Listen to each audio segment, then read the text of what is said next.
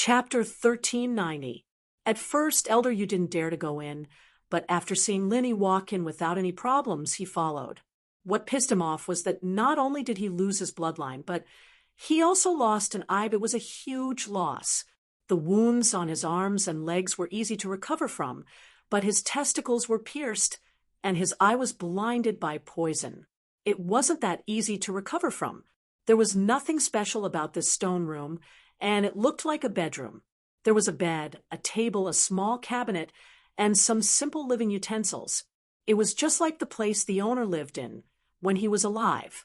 If Lin Yi's guess was right, these rooms and this stone room were all remodeled based on Zhang Liju's lifetime. The things and furniture were the same as before.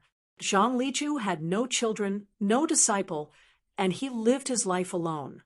But since there were countless people who were indebted to him, naturally there would be people who would pay to build this tomb for him. On the wall of the room, there was a line of words: "Medicine can cure the poison, but no medicine can cure the gentleman on the roof." Linny looked at the words on the wall. He couldn't help but smile bitterly. Perhaps this was Zhang Liju's warning to tomb robbers. Or perhaps this little trap had always existed in Zhang Liju's house. And if it was an old friend who came to visit, naturally it would be his best friend who knew how to cure the poison, but the gentleman on the roof could only change his profession. Elder Yu looked at the words on the wall. He was shaking with anger, but the owner of the tomb had died a long time ago, and he couldn't do anything about it. How could he do that to a dead man? Linny looked around the room, and his eyes landed on the small box on the bedside. Linny couldn't help but laugh. This Zhang Liju was really on par with the old man at home. There was also a small wooden box on the old man's bed. Inside it were some miscellaneous items such as paper, pen, glasses, and some other commonly used items. Of course, the old man also had a medical notebook, which was placed in this box. Therefore, Lin Yi didn't say anything and went straight to the bed. He took the box and opened it. Sure enough, there were 2 books and some commonly used small things in it. Ancient brushes, ink, paper, and inkstones weren't as simple as modern ones. It wasn't easy to put them in the box, so there weren't any. There were 2 books in the box, one thick and the other thin. The thick one was his medical notes. An excited look appeared on Lin Yi's face. He had finally found it. There should be news about the fire spirit's fruit in the medical notes. Their goal this time was Zhang Liju's medical notes.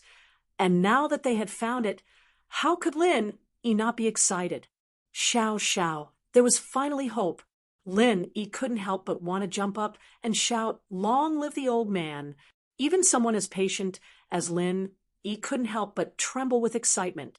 But in order not to reveal too much of his emotions, he held it in for now. The thin one, on the other hand, made Lin Yi pause. Notes of a refiner? What was this? At that moment, Elder Yu saw the 2 books in Lin Yi's hands, and he reached out to grab them. Elder Yu was an earth class, but Lin Yi's reaction speed was faster than his, and Lin Yi had been paying attention to Elder Yu's movements. This was an extremely important book to him. How could he let Elder Yu take it away? "What? You want to take it? I'll make a copy and give it to you naturally," Lin Yi said faintly. "What's the other one in your hands? Let me see." Elder Yu, on the other hand, didn't care about the medical notes anymore. His attention was on the notes that Lin Yi was injured in. The medical notes were just something that Elder Yu could do without. House Yu only hoped to find something related to alchemy from it, but with the refiner's notes, the medical notes weren't that important anymore. As for the medical stuff, Elder Yu and House Yu didn't really care about it. "It's some refiner's notes. It's not something you want. What are you looking at?" Lin Yi didn't have the intention to give the notes to Elder Yu at all. In fact, Lin Yi was shocked when he saw the book. Elder Yu had explained so much about the strengths and advantages of a refiner, and Lin Yi was drooling over it. Now that he saw this notes, how could Lin Yi not take it for himself? If Lin Yi didn't take it for himself, he'd be an idiot. Elder Yu wanted to leave, but that was impossible. 1 was robbing, 2 was robbing. At most, he'd just fight them head on. Elder Yu took in a cold breath. He didn't think that it really was the refiner's notes. Elder Yu's plan was simple. After entering the tomb, he would use the chi-gathering pill and the medical notes as a cover to confuse these people, then secretly find the notes and put it in his pocket. Elder Yu thought that it wouldn't be a problem for an Earth class like him, but after entering the tomb, he realized that the danger level was beyond his imagination. He felt like he was being led by the nose by Lin Yi. These things were all found by Lin Yi. It was too difficult for him to find them himself. Elder Yu underestimated the traps in the tomb, overestimating the power that an Earth class like him could unleash in the tomb. This made him regret it. If he knew this would happen, he would have told Lin Yi everything when he asked. He was still hiding it, but now he found it and didn't want to give it to him. He couldn't do anything about it. Who asked him to not ask for it?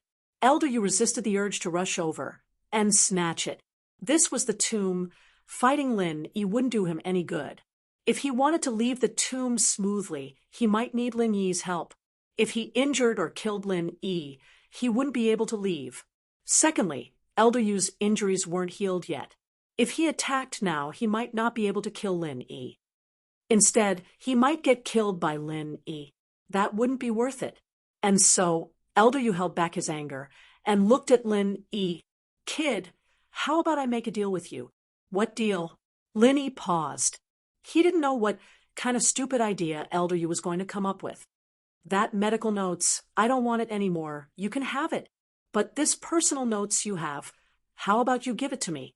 Elder Yu said, just take it as an exchange for my medical notes. Chapter 1391. Elder Yu, can you not say such stupid things? What use do I have for medical notes? I'll just copy it, it's the same. There's no difference. As for the notes, you didn't say you wanted it. Why should I give it to you? Lin Yi looked at Elder Yu with disdain.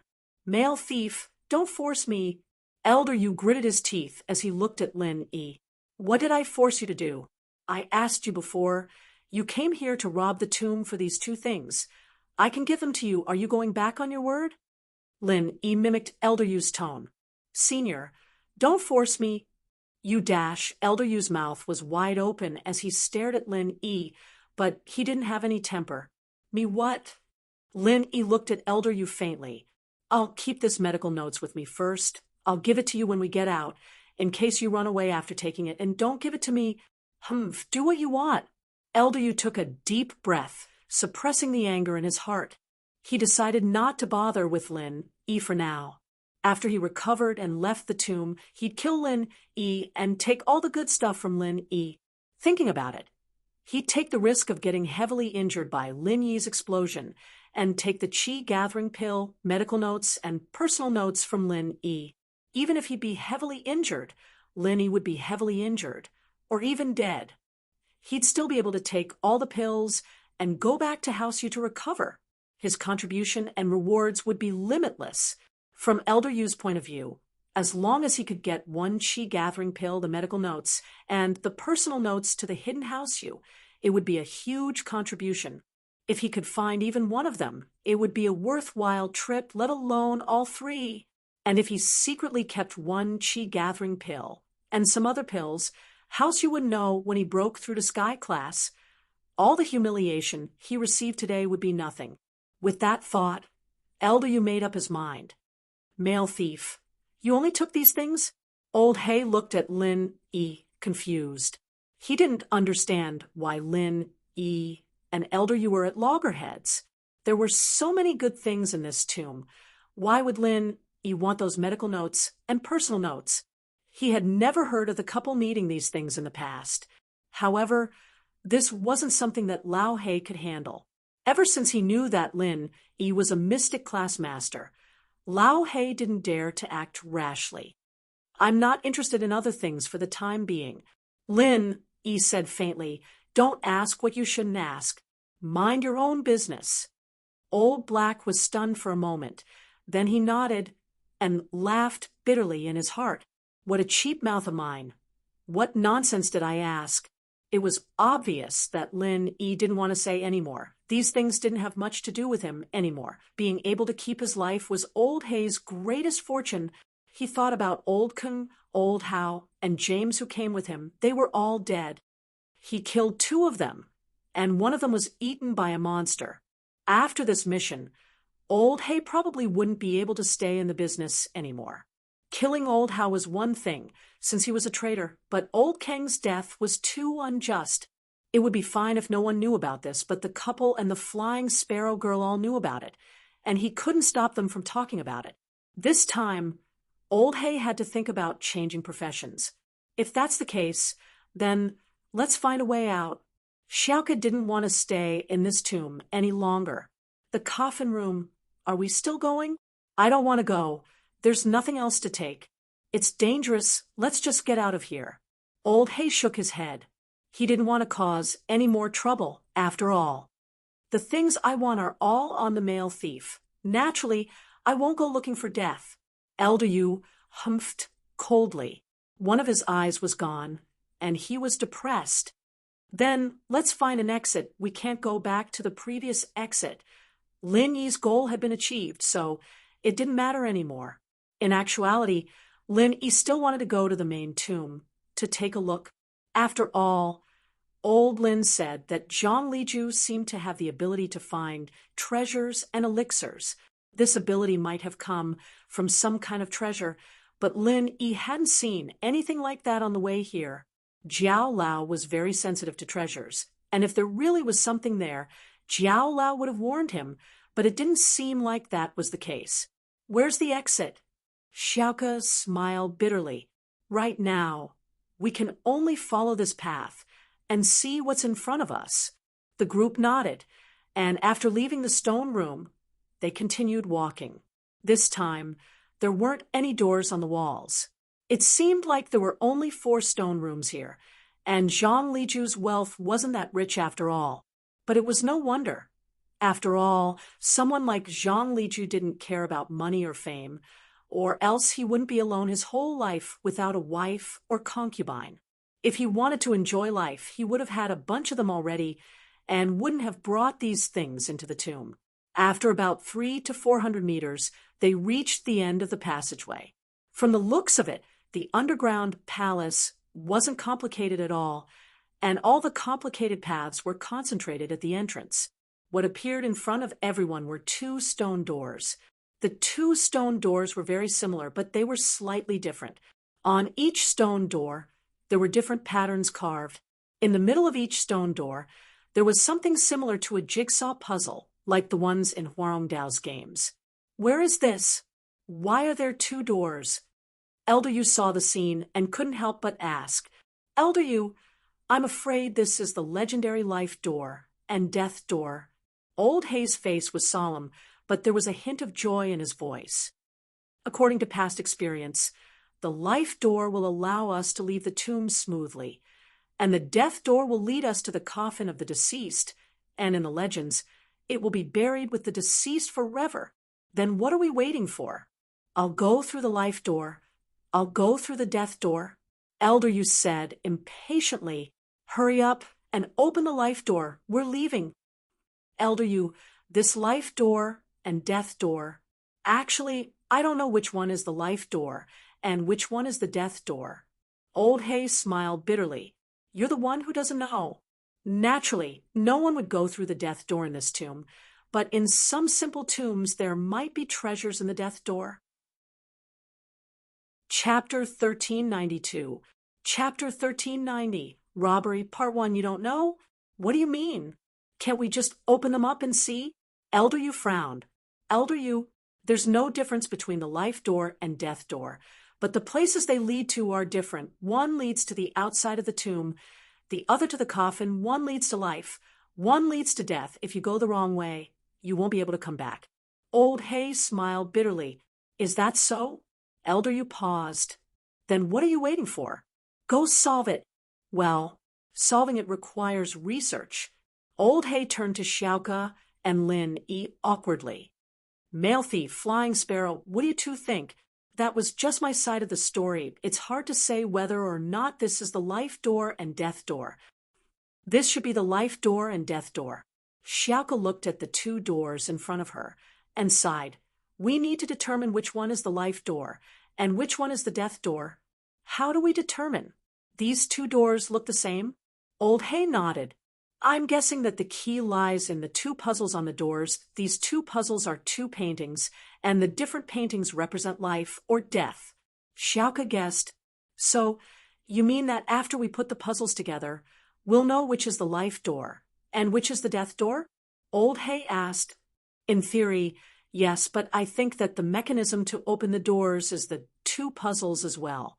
I can't guarantee that there won't be any danger when we put the puzzles on top of it. There's no order to the puzzles, Xiaoka said. Xiaoka said, if it's done in a certain order, then if we break the order, it'll bring serious consequences. We might cause unexpected trouble, or we might destroy the mechanism forever. That's serious? Old Hay didn't quite agree with Xiaoka's words, but in this tomb, anything could happen. It didn't make sense, and it scared him. Perhaps I'm just guessing, Xiaoka said. Then what should we do now? Old Hay frowned as he stared at the two doors. First, think of a way to write down these two pictures, and then put them together on a piece of paper. We'll figure out which one is the life door, and which one is the death door. And then we'll think of something else, Xiaoka said after a sigh. All right, let's do that. Old Hay felt that Xiaoka's method was more dependable. Draw the two pictures on the paper first, and figure out what they meant. That way, it would be easier to determine if the door was the life or death door. Elder Yu didn't understand this, so he didn't give any suggestions. After hearing Xiaoka's words, he knew how dangerous this trap was, so he kept his mouth shut. He was an Earth class, almost invincible in the outside world, but in this tomb, he was so scared that he didn't even dare to breathe, and he kept getting injured. It was frustrating, but at the same time, he didn't dare rush Lin Yi. Lin Yi didn't care about Xiaoka and Old Hay sitting cross-legged. This time, he didn't practice but took out Zhang Liju's medical notes and started flipping through them. Lin Yi wasn't sure if he could beat Elder Yu, or if Elder Yu would have the patience to let him make a copy of the medical notes. There were a few hundred pages, and it wasn't something that could be done in a short amount of time. Even making a copy would take some time. And with Elder Yu's impatient personality, Lin Yi had to give it some leeway. He had to be prepared. He had made up his mind to fight for his life, but if he could find the fruit in the book, what was the point of fighting for it? Seeing that Lin Yi was flipping through Zhang Liju's medical notes, Elder Yu paused. He didn't think that Lin Yi had the ability to understand his medical notes, but he couldn't say anything to Lin Yi either. He just humphed and started healing himself. In Lin Yi's hands was Zhang Liju's medical notes, similar to old Lin's. It mainly recorded the process and methods he used to save people, including prescriptions, medicine making, medicine collection, and so on. There were also some records about the Fuxi 9 needles. Of course, Lin Yi wasn't in the mood to look at these things. He was curious about the Fuxi 9 needles, but he had to look for the fruit first. The medical notes didn't have a table of contents, only dates and numbers, so Lin Yi couldn't search for it. He could only flip through the pages one by one. Lin Yi's eyesight was amazing, and with Xiaoka and Old Hay's weak light, he could read the words on the medical notes. Ling Shan and Yu Qin couldn't help, so they just sat beside Lin Yi and practiced.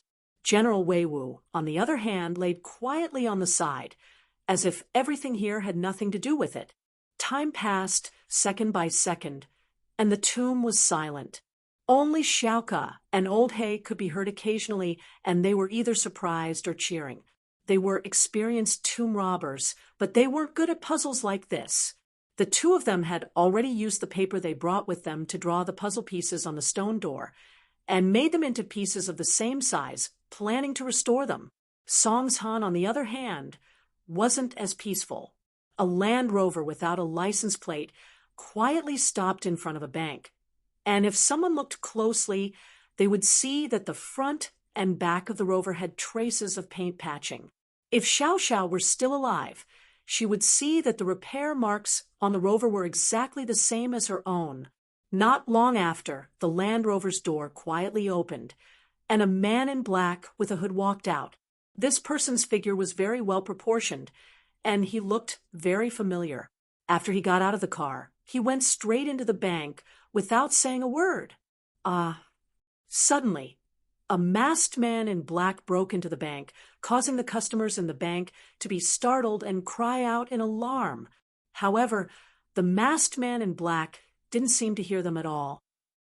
He ignored the screams of these customers and walked directly to the front of the bank's business counter.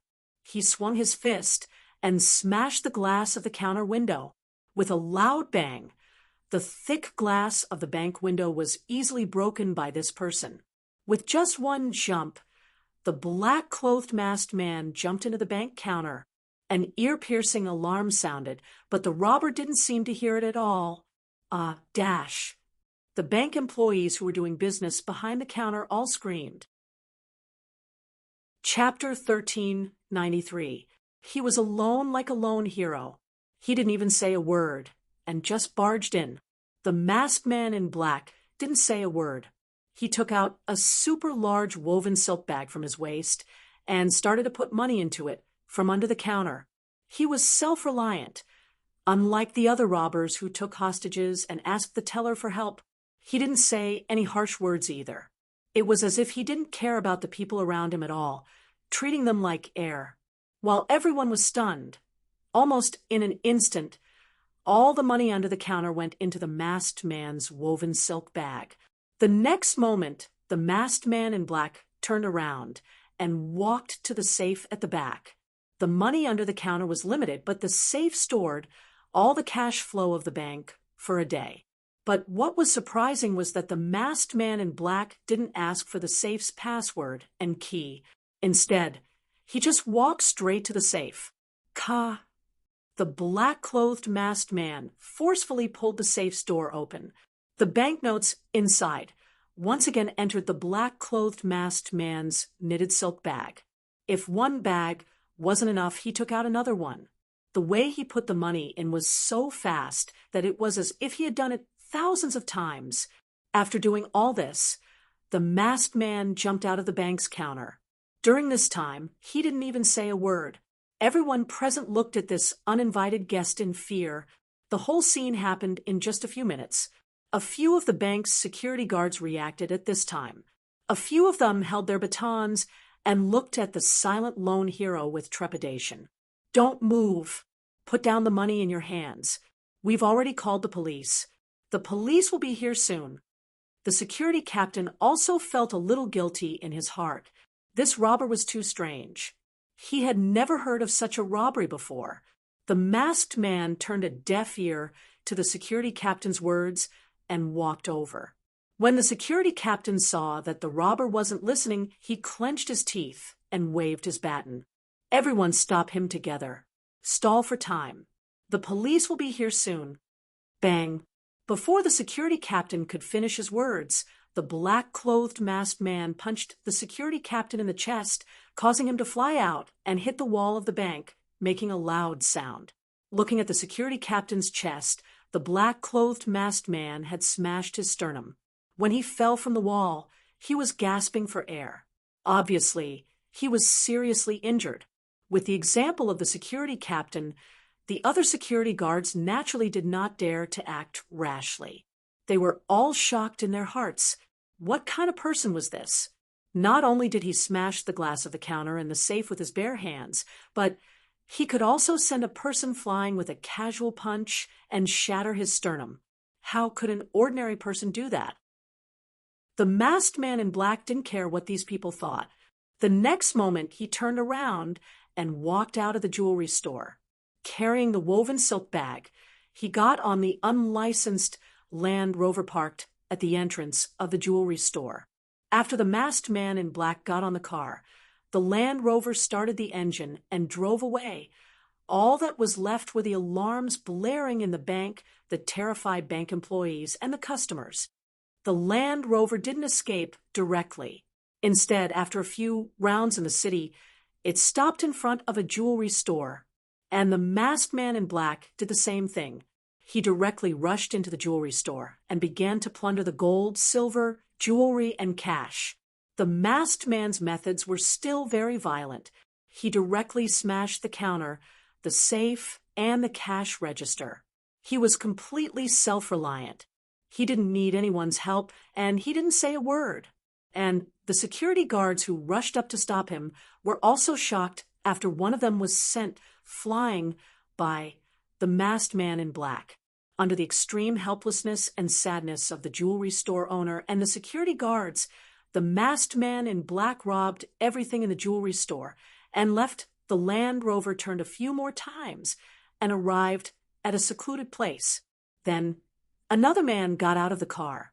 This man took out a car plate and got on the Land Rover. The car plate number was TT000. The Land Rover didn't go around the city anymore after changing the license plate. Instead, it went straight to the outskirts, and after a few turns, it stopped in front of a small farm. On the surface, it looked like a farm, but in reality, Jiang Wen had bought this place and turned it into another base for him, for someone as rich as Jiang Wen. Buying this place wasn't hard at all. Plus, Jiang Wen was doing this for the firewolves, so naturally, the money he spent on this place would be deducted from his earnings.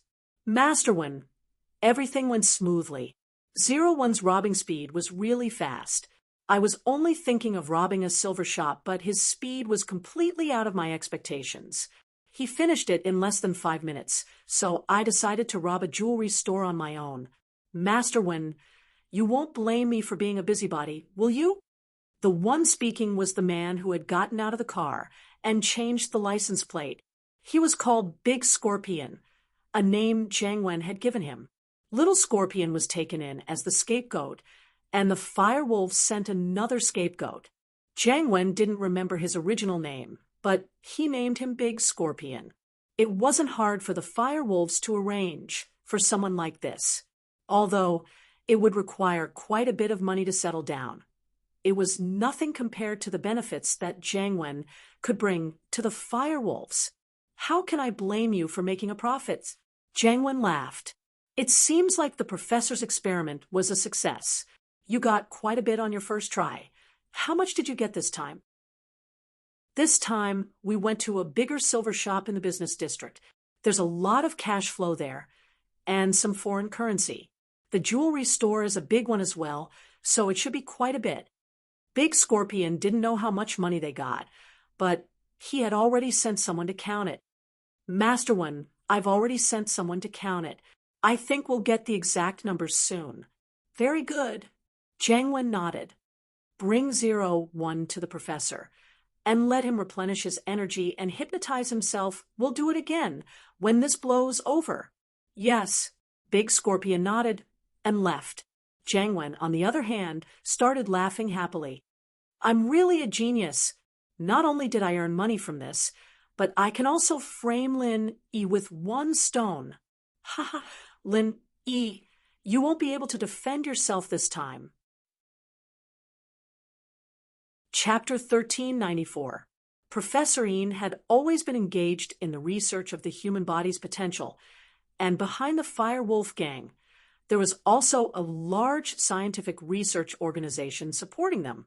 Where this organization came from, no one knew. Even Professor Yin himself did not know. Only the leader of the Firewolf gang knew the details.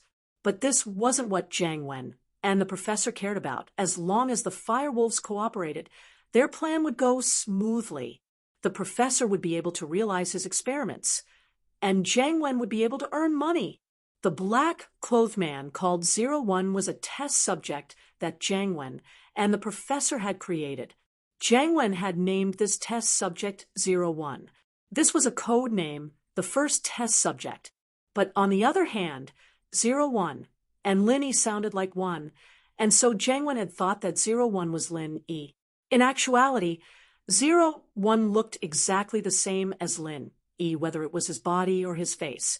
He was a carbon copy of Lin Yi. The Firewolves were full of geniuses, and a genius like the professor wasn't much. There were plenty of doctors who were even better than Lin Yi. It was quite easy for them to make Lin Yi look like Lin Yi. Not only did 01 get plastic surgery, but he had also been modified by the professor's genetic modification needles. The explosive power he displayed for a certain period of time was comparable to a golden-class late-phase peak physical practitioner, but he needed to rest for a few days after that. He couldn't use it continuously, and this was something the professor was trying to overcome. Of course, this Zero one no longer had his own thoughts. His brain had been modified by the Fire Wolfgang's hypnotist and neurologist, turning him into a walking corpse that could only follow orders. The hypnotist and brain specialist had carved a series of robberies into Zero One's brain, allowing him to complete the robberies in different environments. The loot would be sorted according to the instructions as well. This way, other than being completely obedient, he wouldn't leak any information about Jiang Wen. Once he was captured, the police wouldn't be able to get any useful information out of him. He only knew how to rob, and he didn't know how to do anything else. He had already been manipulated, and he didn't have any thoughts. Scorpion, on the other hand, was a scapegoat. At the end of the day, this plan was basically foolproof. Even if something were to happen, it wouldn't have anything to do with Jiang Wen. This time, he didn't let Zero One show his face because that would be too obvious. It would be too obvious that he was trying to frame Lin Yi. What Jiang Wen wanted to do was to let the police suspect Lin Yi slowly, and then let Zero One accidentally show his face. That way, everything would be fine. Plus, Jiang Wen was a very meticulous man. In order to achieve his goal, he'd even gotten a Land Rover and made it look exactly like Lin Yi's car. He'd even made a fake car plate, all in order to make people realize that Lin Yi was the culprit behind all of this. Of course, when the police locked onto Lin Yi, Jiang Wen's next step would be to get rid of Zero One, making Lin Yi disappear from this world. That way, Lin Yi wouldn't be able to defend himself.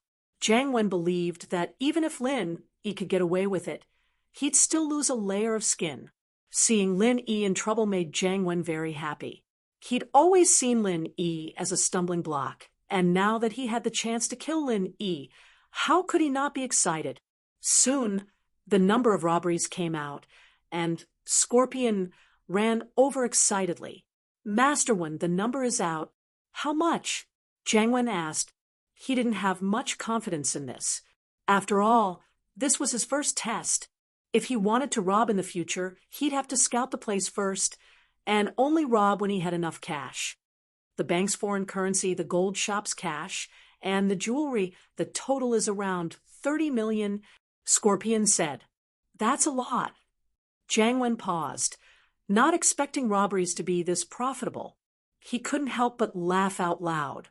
"Good, very good. There's no need to touch the gold and silver jewelry. Just hand it over to the Fire Wolfgang. They have professionals under them who can refine them into other jewelry and sell them off.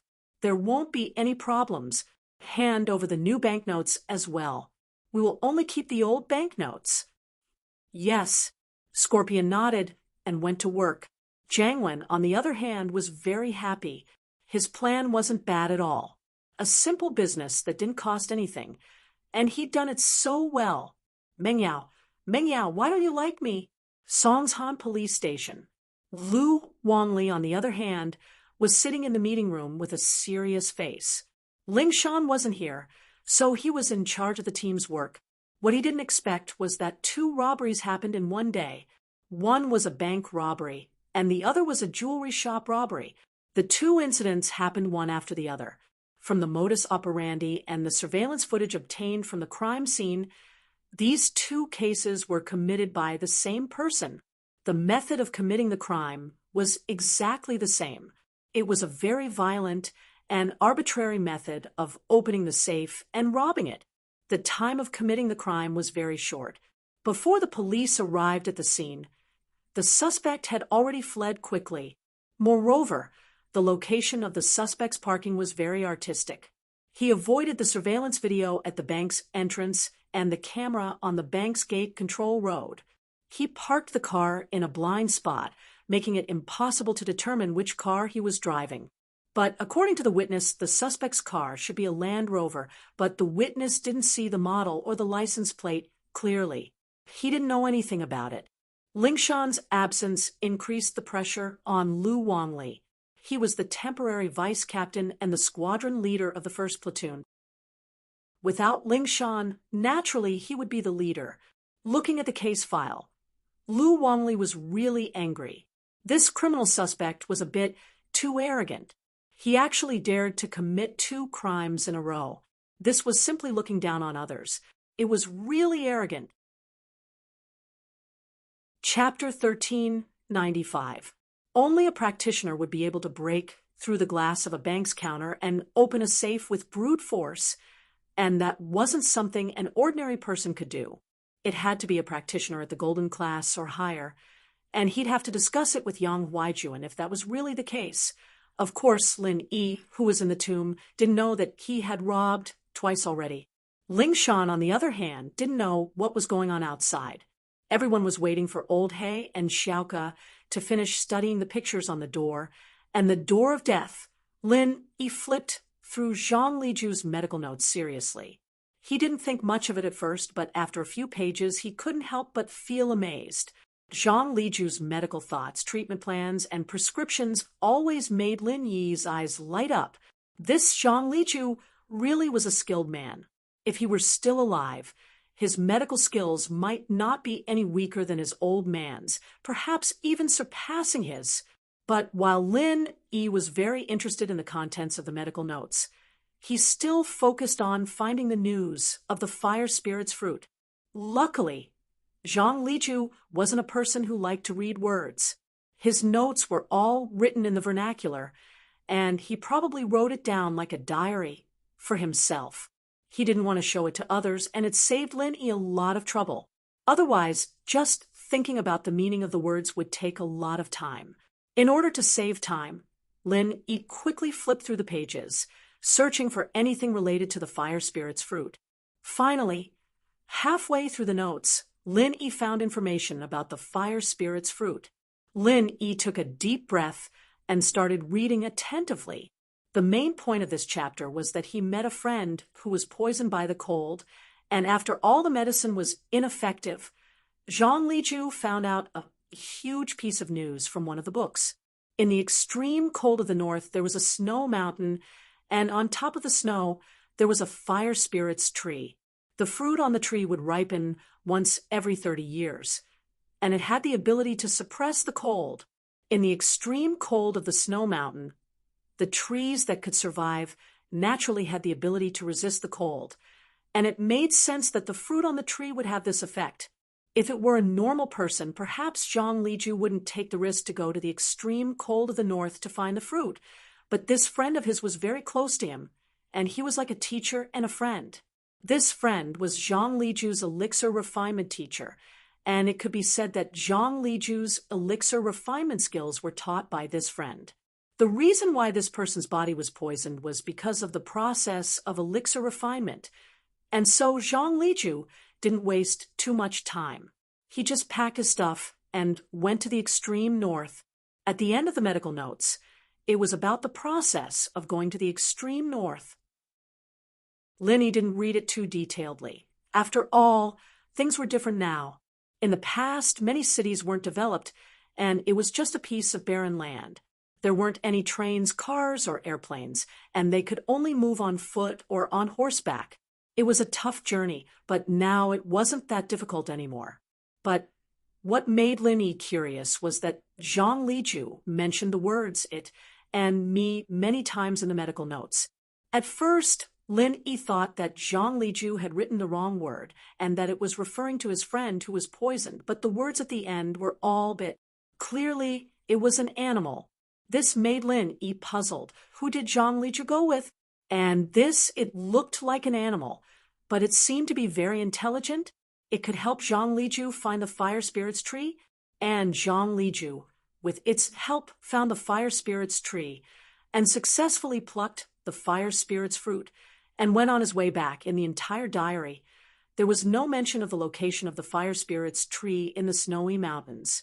It only said that it helped him find it, but the location of the snowy mountains was marked on the meridian map, and it saved Lin Yi a lot of trouble. With the general location of the fire spirit's fruit, Lin Yi breathed out in relief. As long as he knew the location of the snowy mountains, there was hope that he could find the fruit. It was just a matter of time, but it in the medical notes piqued Lin Yi's interest. What exactly was this skit? According to old Lin, Zhang Liju had a magical item with him that could help him find treasures and elixirs quickly.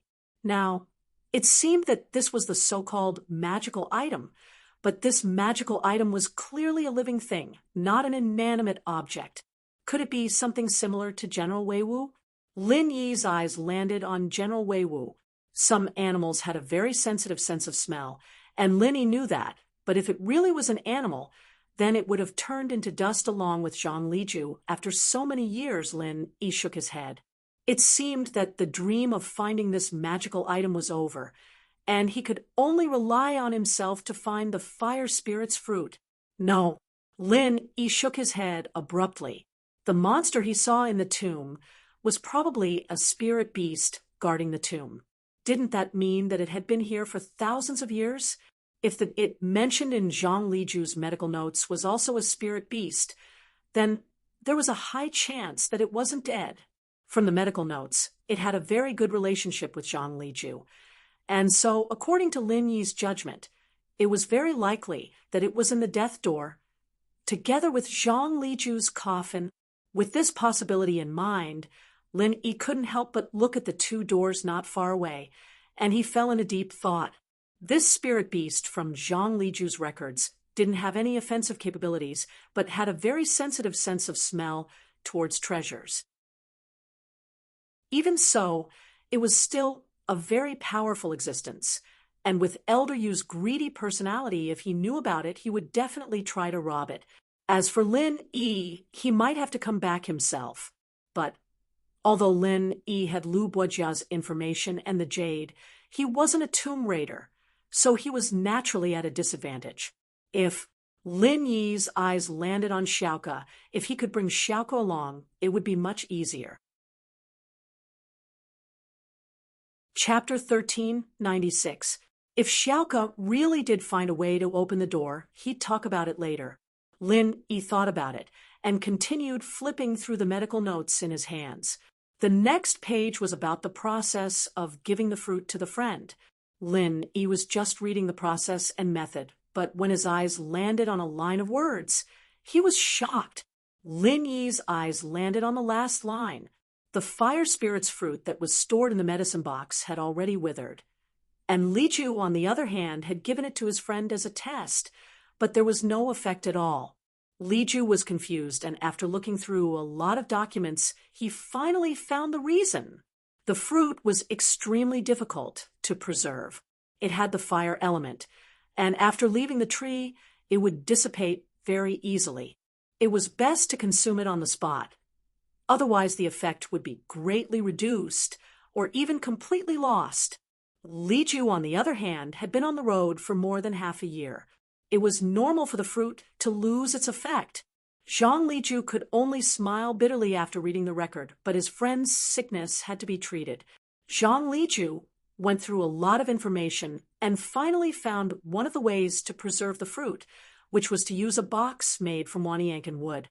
But Waniyankin wood was something that was hard to come by. Even Zhang Liju had only heard of it, and he didn't know how to find it. In the end, Zhang Liju had no choice but to bring his friend along and head to the extreme north again. But the final result was good. After his friend consumed the fire spirit's fruit, he suppressed the cold poison in his body and neutralized it. But because of this, there were some side effects.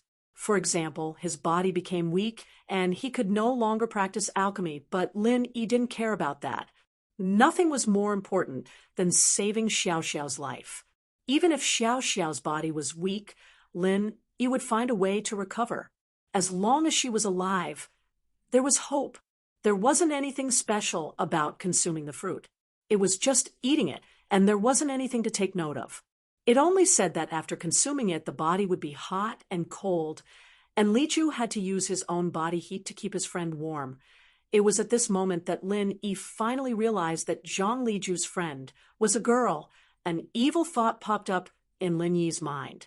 He memorized the general location of the snow mountain in his mind and started searching for information about it in the medical notes. With a destination in mind, it was much easier to find. Although the process of Li Ju's discovery wasn't in the notes, the description of it would occasionally appear in the notes. With all the information in the notes, Lin Yi finally found the information he was looking for. Its name was Sky Thunder Pig, and its appearance was that of a small pig. In the records, it was called Sky Thunder Pig, or Treasure Pig. This was a spirit beast with a very low level, but it could continue to level up. Although it wasn't even a golden rank when it was born, it could gradually level up to golden rank, or even mystic rank, or even higher with the help of treasures. The main ability of Skybolt Pig was treasure hunting. It could find all sorts of treasures and elixirs in the vast lands and mountains. It had a very sharp sense for these kinds of things. And Li Ju had relied on Skybolt Pig to find so many elixirs in his life. Looking at these records, Lin Yi felt that this little guy was quite interesting. If it really was in Li Ju's tomb, then Lin Yi would be lucky. 2 days had passed since Lin Yi finished reading the records, and Xiaoke and Old He had made substantial progress as well. The two of them had finally restored the 2 paintings to their original state, and it could be considered as a success. Done. It's done. Xiaoke sighed in relief after putting the last piece of paper in place. Elder Yu opened his eyes as well and walked over. Lin Yi put away his medical notes and walked over as well. Lin Yi had pretty much read everything he wanted. Other than the Fuxi 9 needles, Lin Yi knew everything he wanted to know. Did you find out which is the door of life and which is the door of death? Elder Yu asked hurriedly. He had been out for too long, and although he didn't show his face in the common world, he was still afraid that people would notice him. The Noble House Council wasn't a joke, and Elder Yu was very cautious about it. He wanted to get out as soon as possible and return to the hidden house Yu. I got the general idea. Xiaoke nodded. Of these 2 paintings, one represents the reincarnation of the soul, and the other represents escaping to the heavens. What do you mean? Elder Yu didn't understand these technical terms. It's clear.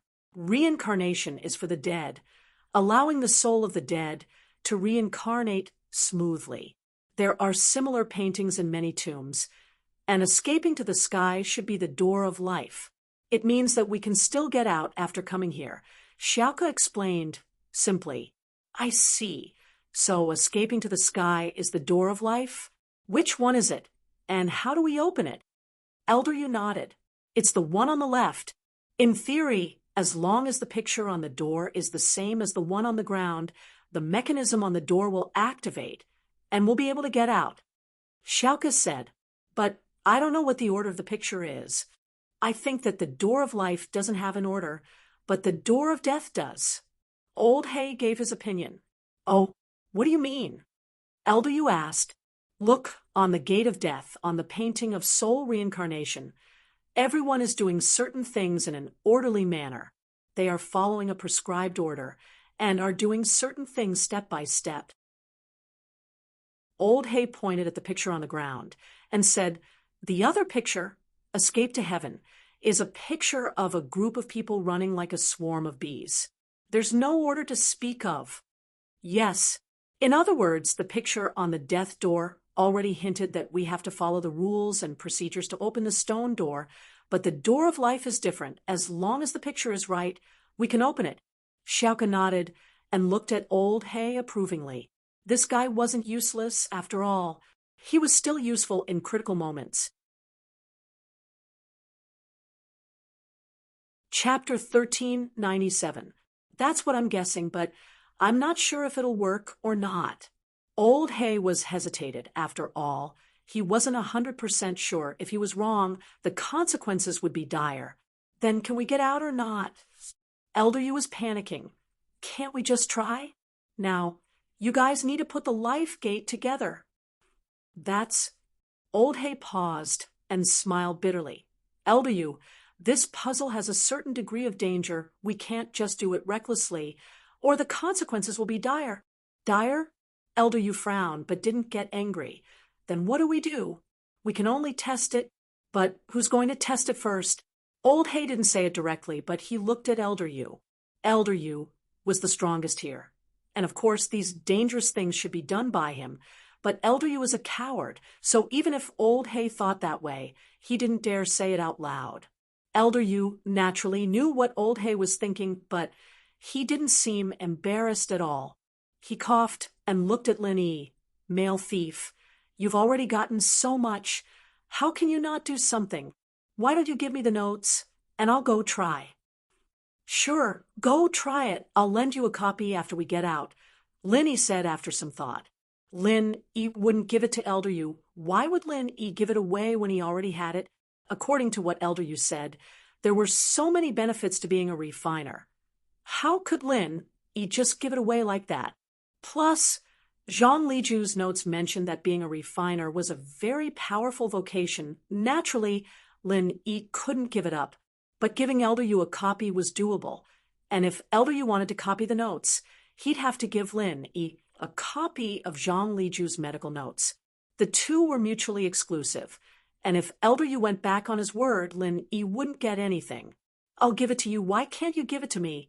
You want me to test it. Do you think I'm an idiot? Elder Yu sighed. Young thief, don't play tricks. Hurry and go open the door. Why should I give it to you? Lin Yi said faintly. We agreed that you'd give it to me, but I didn't say I had to give it to you. Since you don't want it, I'll give it a try. Elder Yu sneered. Elder Yu said. Lin Yi said.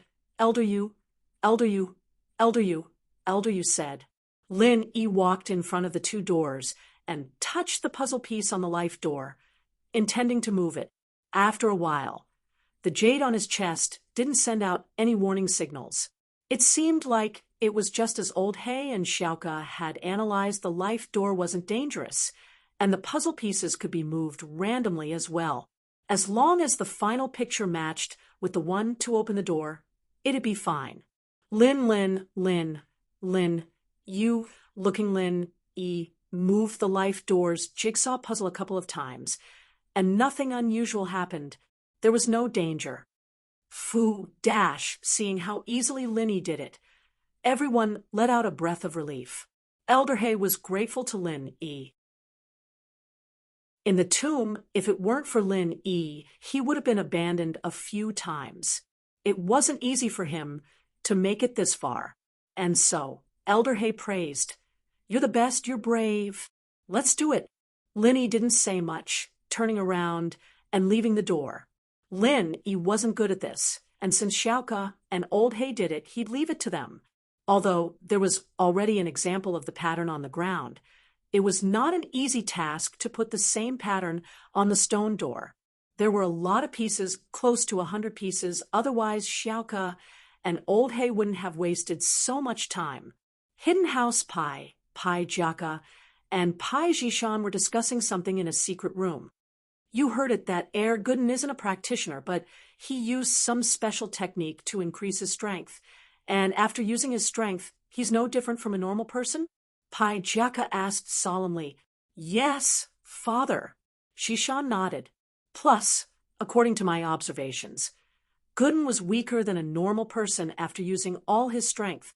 He was even injured, lying on the bed, unable to move. Jishan said, This person should be safe now. What do you think? Pai Jiaka nodded.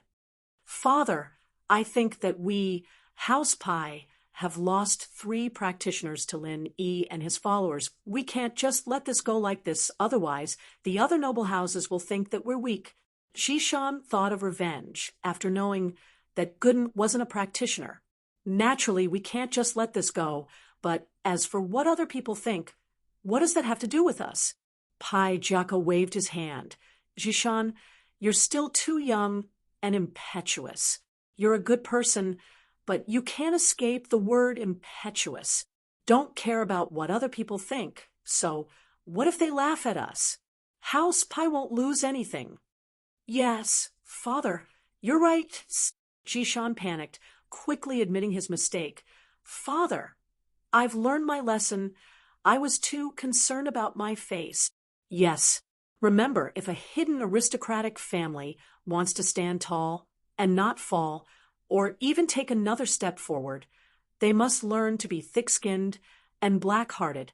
We don't care what others think of us. The key is how we deal with them. Jaka said, although, like you said, that Herr Gooden might just be a normal person without any strength, using a secret art to increase his strength. But he was able to kill Jean Woody. This is something we have to take seriously. If we had acted rashly and tried to avenge the two pie masters, it would be our house pie who died. That's the case now. 2. We thought that Herr Gooden couldn't do it anymore. And what if he got stronger again? And that Linny behind him, who knows where he came from? We can hate people like that, but we can't go and mess with them ourselves. Aren't there some impatient people? Let them take revenge for us. Chapter 1398. That's right, Hidden House Xiao and Common House Yu. Don't they all have grudges with Lin Yi? Let the news out and tell them to find Lin Yi. We don't need to do anything. Just watch. Jaka said, All right, father, I'll go spread the news now. Shishan nodded. As the heir of House Pie, he was quite smart and scheming, but sometimes he was a bit impulsive. It seemed like he needed to get rid of that habit. House Pie had a lot of channels to spread the news, so it didn't take long for all the noble houses that had a grudge against Lin Yi to receive the news, including Zhao Qibing. He was the first to receive the news. Uncle Zhu, Yaowang, what do you think of this news? Qibing was scared out of his wits by Gooden and hadn't recovered from the shock yet. He didn't know if this news was real or fake. That's hard to say. This kind of news can be fake and real at the same time. Without confirming it personally, who would know? Yao Wang waved his hand. But I'm not good at analyzing things like this. I'm just saying, I don't think this news is fake. It's 80% true. Uncle Zhu said, this news, although they didn't say where it came from, but it came from House Pie's information channels. Anyone with eyes would know that this was released by House Pie. And if it's fake, then House Pie wouldn't have it easy either. Releasing fake news to deceive people is a big taboo in the hidden houses, and is strictly forbidden by the Arbitration Council. Uncle Zhu was very clear about the inner workings of the hidden houses.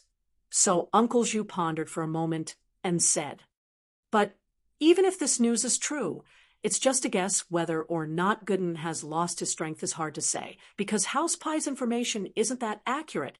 Sihua said, I think House Pie is trying to get someone else to do their dirty work. This news is real, but even they don't believe it, so they're using other houses to test the waters for them. This is a typical scam. Yes, that's right. We can't be the first bird to stand out. We don't have any masters to go against him right now, so let's just ignore him for now. Qibing nodded in agreement. While they were talking, Su Jianong knocked on the door and walked in. Master Bing, an old man came to our bar. He said he's Uncle Zhu's elder brother. He wants to see Uncle Zhu. What do you think? Uncle Zhu's big brother. Qibing paused. He didn't know why Uncle Zhu had a big brother. Yes, he claimed to be Uncle Zhu's elder brother. Su Jianong nodded and said. At this moment, Uncle Zhu was extremely excited after hearing Su Jianong's words. My big brother?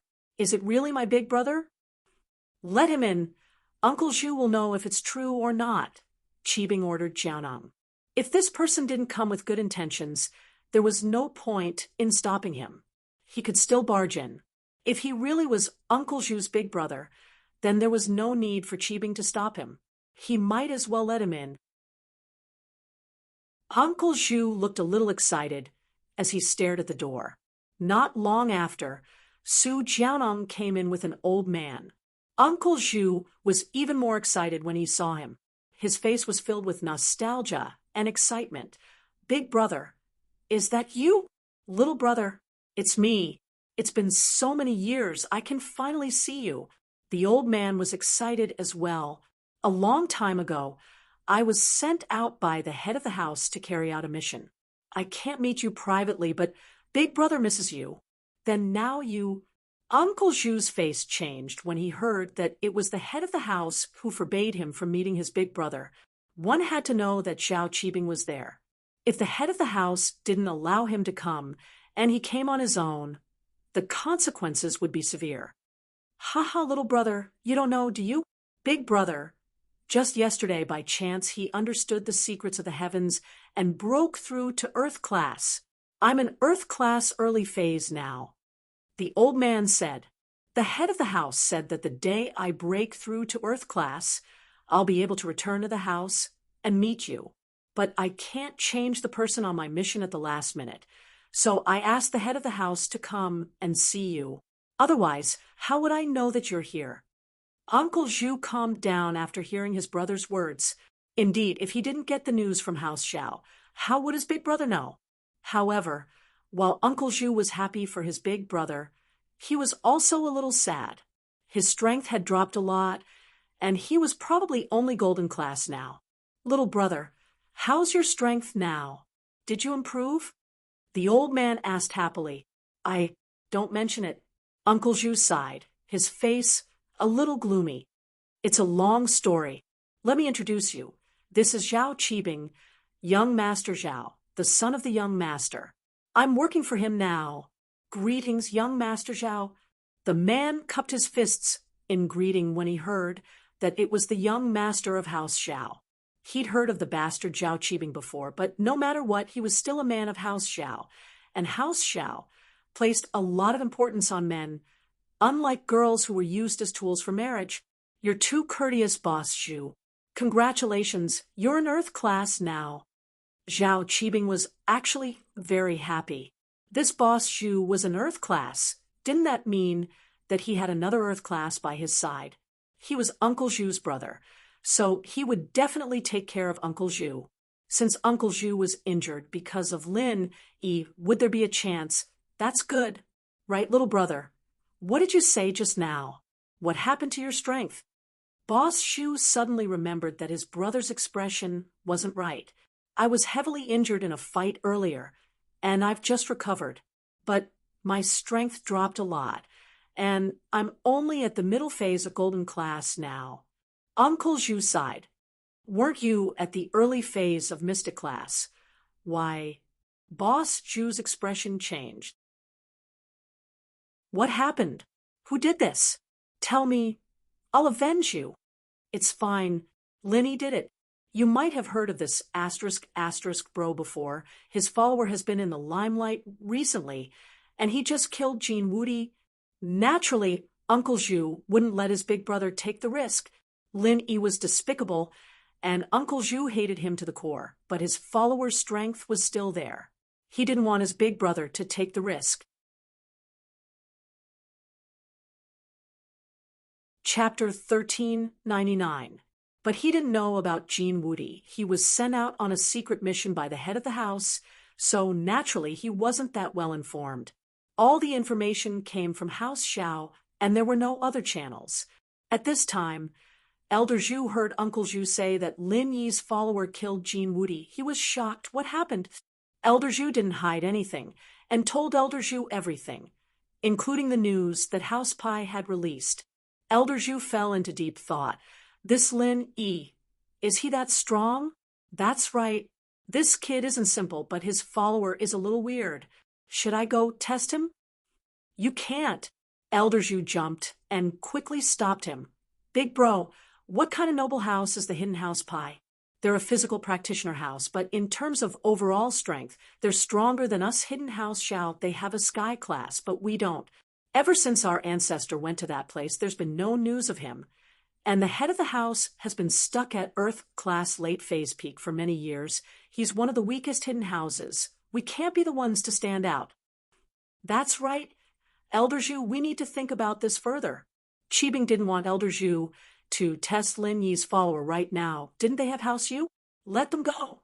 It wasn't easy for Qibing to have an Earth class by his side, and he hadn't even had the chance to show off yet. If he got killed by Lin Yi's follower, it'd be a huge loss. Qibing had his own plans. His ultimate goal was to become the head of House Xiao, but from the looks of it, he was still too weak. He didn't have any helpers by his side, and he didn't have any advantage against the direct descendants of House Zhao. This was the first reason. And the second reason was that if Zhao Qibing wanted to become the heir, he had to get the approval of the current elder of House Zhao. If the elder didn't agree, even if Zhao Guangyin agreed, it was useless. But the old man had never looked favorably on this bastard. Of course, it was also because Qibing had always been mediocre, not contributing much to House Zhao. If Qibing could make a name for himself in the common world, then it wouldn't be hard for the old man to approve of him and let him enter the core group of House Zhao. But now, Uncle Zhu was completely loyal to Qibing. Qibing was someone who knew how to win people over, and he often gave his men benefits. Qibing believed that as long as he worked hard and with Uncle Zhu's help, it wouldn't be hard to get Elder Zhu to his side. But little brother, your strength has been reduced to this state. Big Brother Zhu looked at Big Brother Zhu with pity. Don't worry, Elder Zhu. I've already asked Yao Wang to find the medicine that can heal Uncle Zhu's injuries. Qibing said, starting to win over people's hearts. I heard that there's a pill called the Meridian Opening Pill. It can heal the damaged meridians of a practitioner.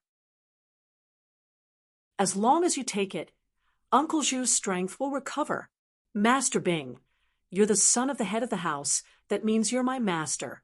Just call me Elder Zhu from now on. No need to call me Elder Zhu. Elder Zhu nodded to Qibing, pleased. Thank you, Master Bing.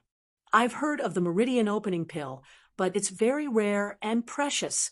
It's hard for normal people to get their hands on it. The head of the house might have a few, but he wouldn't give them to normal people like us. All right, since Elder Zhu says so, then I won't hold back. A name is just a title. I'll call you Elder Zhu, Uncle Zhu, and Elder Zhu. Qibing nodded, closing the distance between him and the two brothers. Don't worry, Elder Zhu. If I have the chance, I'll ask Grandpa for this pill to heal Elder Zhu. As long as I make a contribution to the Zhao family here, when Grandpa wants to reward me, I will bring it up immediately. Thank you very much, Master Bing.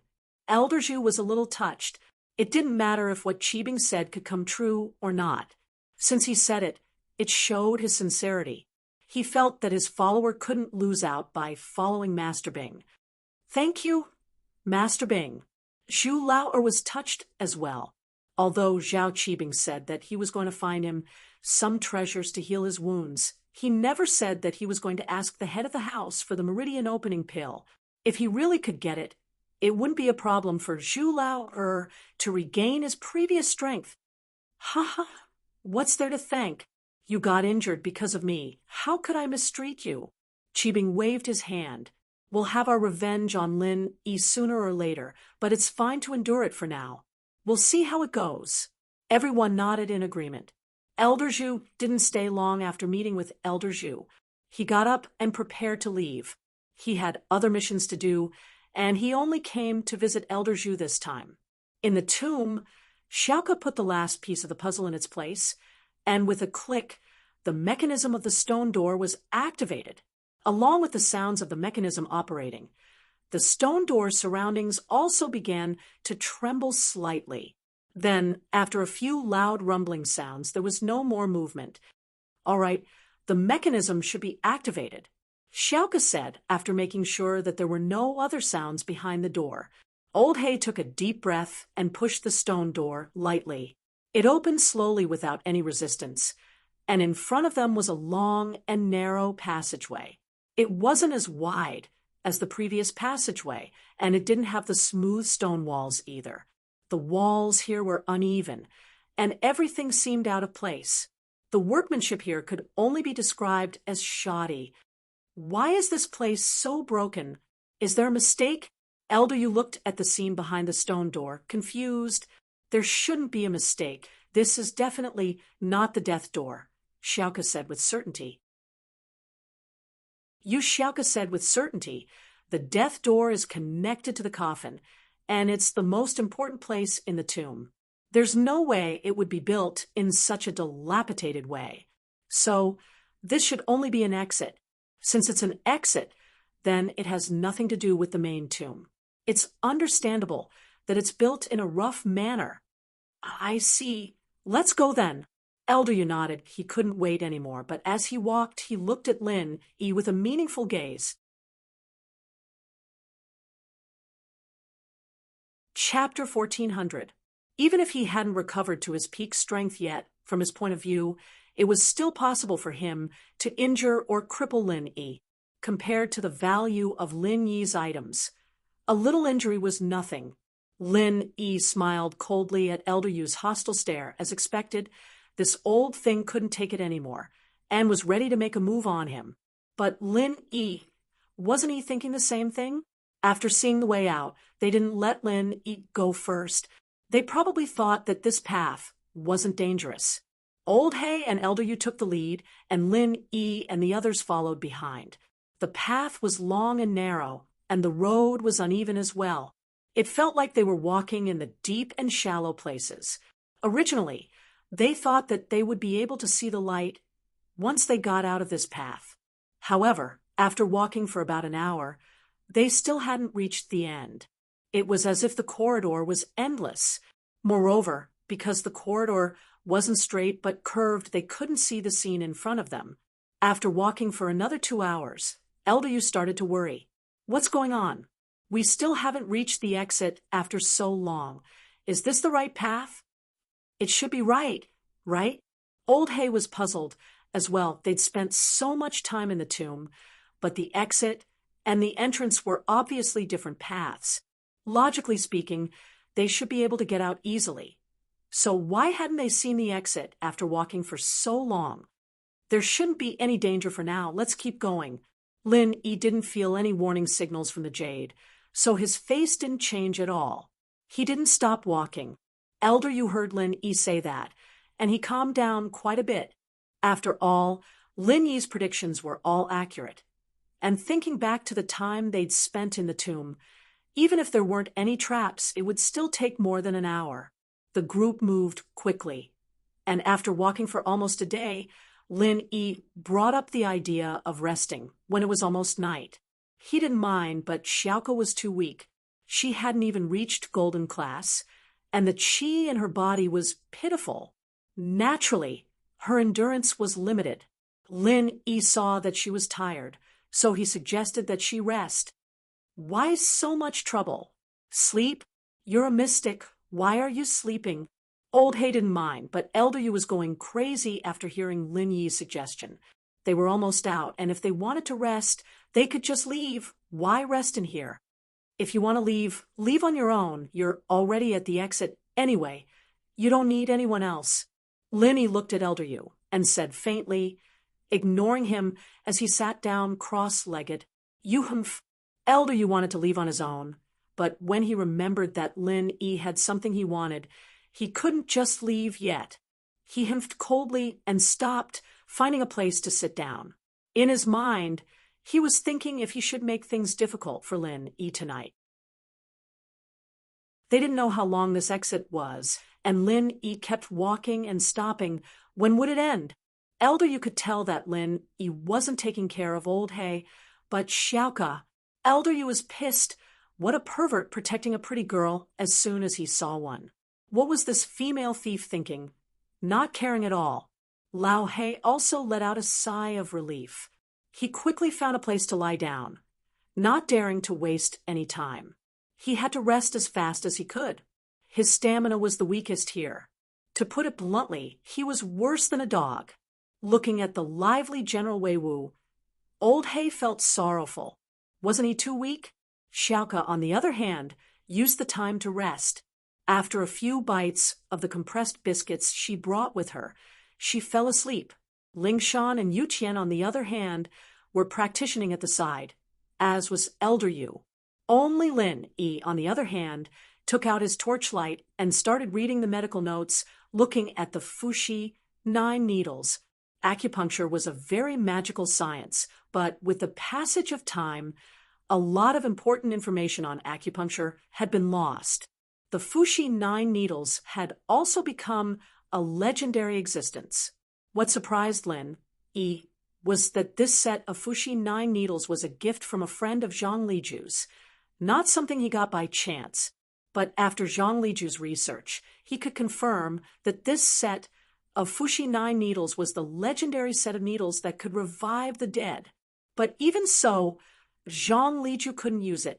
The material used to make the Fushi needles was very special, but even so, Zhang Liju didn't find anything special about it. When he used it for acupuncture, it was the same as regular needles. There wasn't much special effect. After a few tests, Zhang Liju put the needles back into the box. There was nothing special about this legendary set of needles, and Zhang Liju couldn't help but feel disappointed. However, one day, Zhang Liju heard of a legend about the Fushi 9 needles. The Fushi 9 needles had to be used with a specialized practitioner's arts.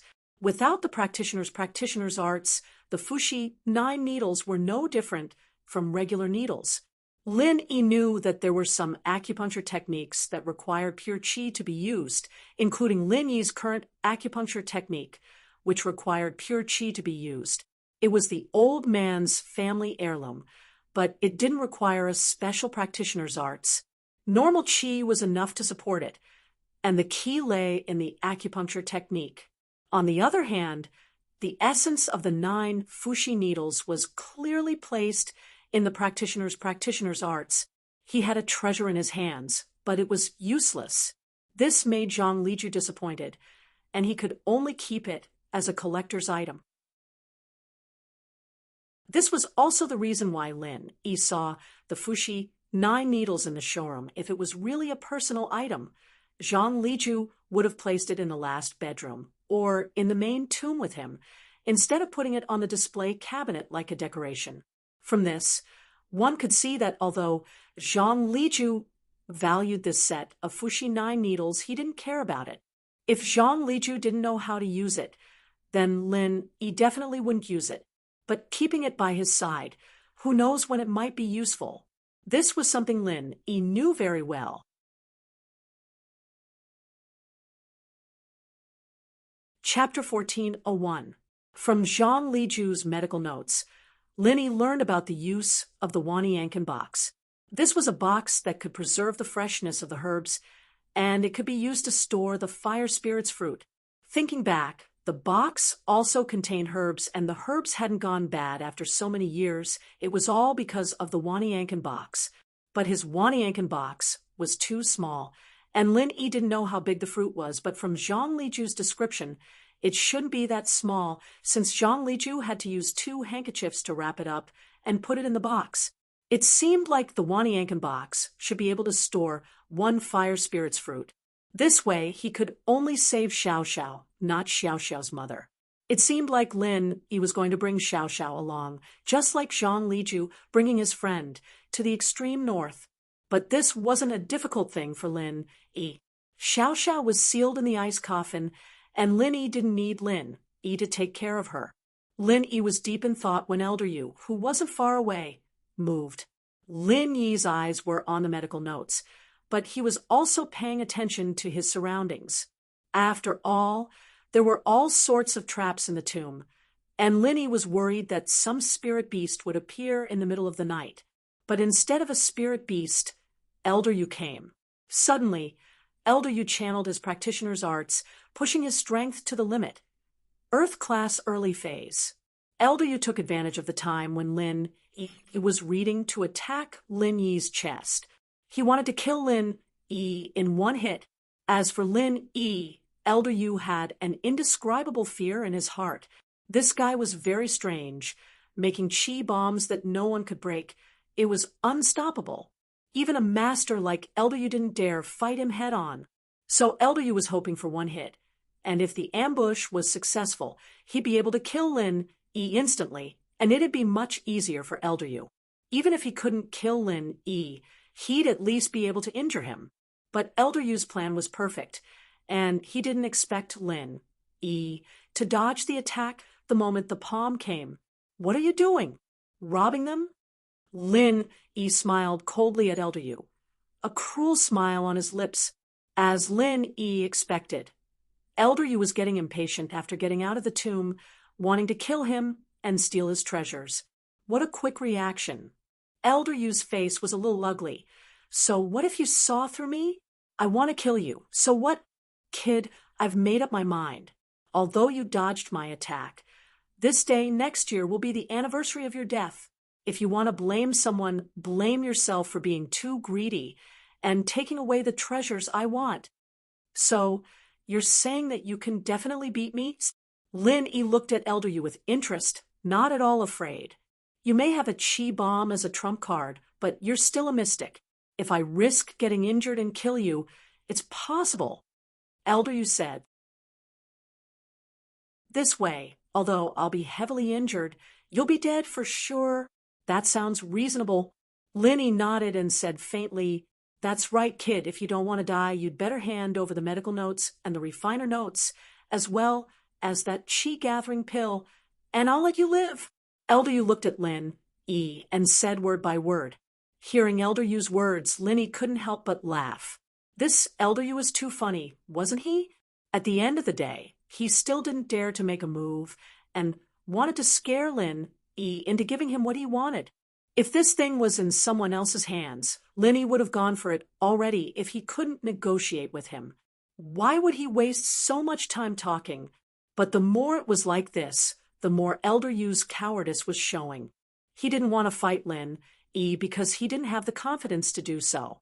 He didn't want to fight Lin Yi. Not only would he fail to threaten Lin Yi, but he'd also become a joke. What if I don't? Lin Yi smiled. Don't? Then I'll have to risk getting injured and let you die. Elder Yu felt disgusted. This male thief really didn't want to do things the hard way. He wouldn't give up until he saw the coffin. Wouldn't it be better if he just handed the thing over? He didn't have to threaten or bribe him anymore. All right, I'll make sure you get injured even if I die. Lin Yi said faintly, Everyone get up. After I beat Elder Yu up, you two go together and kill this old bastard. He still has a chi-gathering pill on him. Get it too. Lin Yi had the Jade Space, a super cheat, so he wasn't afraid of Elder Yu. He also had General Wei Wu as a life-saving trump card. Lin Yi wasn't afraid of death, or rather, Lin Yi wouldn't die at all. But Elder Yu was different. Lin Yi's energy bomb could definitely blow him up half to death. At this time, Lingshan and Yuqian, the two mystics, would definitely be able to kill Elder Yu. Any expert would be very weak when they were seriously injured. Being killed by an Earth-rank expert wasn't a strange thing. Not to mention that two experts who were only one rank apart were attacking at the same time. Lingshan and Yuqian had been waiting for Lin Yi's summons. After hearing Lin Yi's words, the two stood up abruptly and channeled their practitioner's arts, revealing their strength as mystic early phase. Wah! Elder Yu's eyes went wide as he looked at the two mystics. No way? Weren't these two golden-class late-phase peak masters? How did they become mystic all of a sudden? Elder Yu was shocked, speechless. You guys, how are you mystic? Yes, is there a problem? Lin Yi smiled faintly. They were hiding their strength before. Can't they? Lin Yi naturally wouldn't say that he was the one who increased their strength in a short time. That would be too shocking. Lin Yi didn't have full confidence that he could make Elder Yu stay, so it was better to keep this a secret. If people knew about this ability of his, it would bring him a lot of unnecessary trouble. Hiding their strengths? Elder Yu's face was very ugly. There was no other reason than that he didn't have absolute confidence anymore. Before, Lingshan and Yuqian were only golden class, and although they were golden class late phase peak, they were 2 levels lower than Earth class. As far as he was concerned, even if he was heavily injured, these 2 golden class juniors wouldn't be able to do anything to him.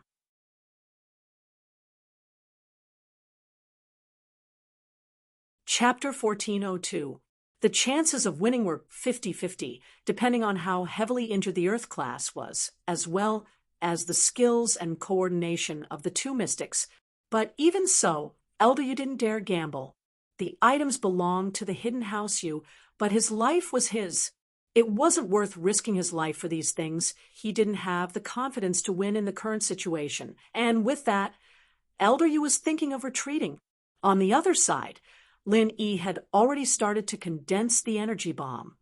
looking at Elder Yu cautiously. Good, very good. Hiding your strength. No wonder you're so fearless. It turns out that you have 2 Mystic class helpers by your side. TSK, TSK. Thief couple. Good strength, good tricks, good scheming. Elder Yu said good 3 times, and it was hard to tell if he was praising or mocking a tomb raiding organization with such strength. It's an eye-opener for me. This combination of yours, even in the common world, you're at the top. Thanks for the compliment, Elder Yu. If we don't get along, then let's fight. Lin Yi said, between you and me, there will be a fight, but Elder Yu's tone changed suddenly. But not now. Male thief, I'll remember you, we'll meet again. Elder Yu didn't even finish his sentence before he turned and ran, his speed shocking Lin Yi. Lin Yi thought that Elder Yu was going to make a move when he heard the first half of the sentence, but the second half of the sentence, Elder Yu ran away faster than a rabbit, leaving Lin Yi speechless. He ran? Lin Yi looked at the energy bomb in his hand, not sure if he should cry or laugh. Condensed it for nothing? It didn't seem to be of much use anymore? Ling Shan and Yu Qian looked at each other. No way? Isn't this Earth class a little too cowardly? He's always been a coward. Not even as big as I am. On the other side, Xiaoka had woken up a long time ago, but Lin Yi and Elder Yu were at each other's throats, so she didn't dare to say much. Only after Elder Yu left did she dare to speak. That's true. This old thing is more afraid of death than anyone else. Lin Yi nodded. Forget it. Let's not care about him anymore. Lin Yi didn't have absolute confidence that he could make Elder Yu stay, so he wouldn't chase after him. Lin Yi's main goal now was to find a way to save Xiao Xiao, so it was better to avoid trouble. Ling Shan and Yu Qian were a little disappointed. They'd just broken through to Mystic and were rubbing their palms in preparation for a test, but their target was nowhere to be seen. He won't come back, right? Ling Shan said worriedly as she looked at the exit. I'm afraid he'll turn around and attack us when we're not prepared. Unless his head's pierced, Lin Yi shook his head. He won't come back. Lin Yi had seen through Elder Yu's personality already. He was the type that would bully you to death if he could beat you, and run away if he couldn't. It'd be best if he never saw you again. Elder Yu had been as cowardly as a mouse on the way, and Lin Yi had seen that with his own eyes. He probably wouldn't see Elder Yu for a while. Ling Shan nodded after hearing Lin Yi's words. Lin Yi was probably right. Elder Yu probably wouldn't come back. All right, you guys go back to resting. I'll guard this place. Lin Yi sat cross-legged on the ground and continued reading the notebooks. This was good. Lin Yi didn't have to worry about Elder Yu taking it away. And so Lin Yi didn't have to worry too much about memorizing the things in the books. Lin Yi waited for Xiaoka and Old Hay to wake up, but Elder Yu was nowhere to be seen. Evidently, Elder Yu didn't plan on coming back, and this made Lin Yi heave a sigh of relief.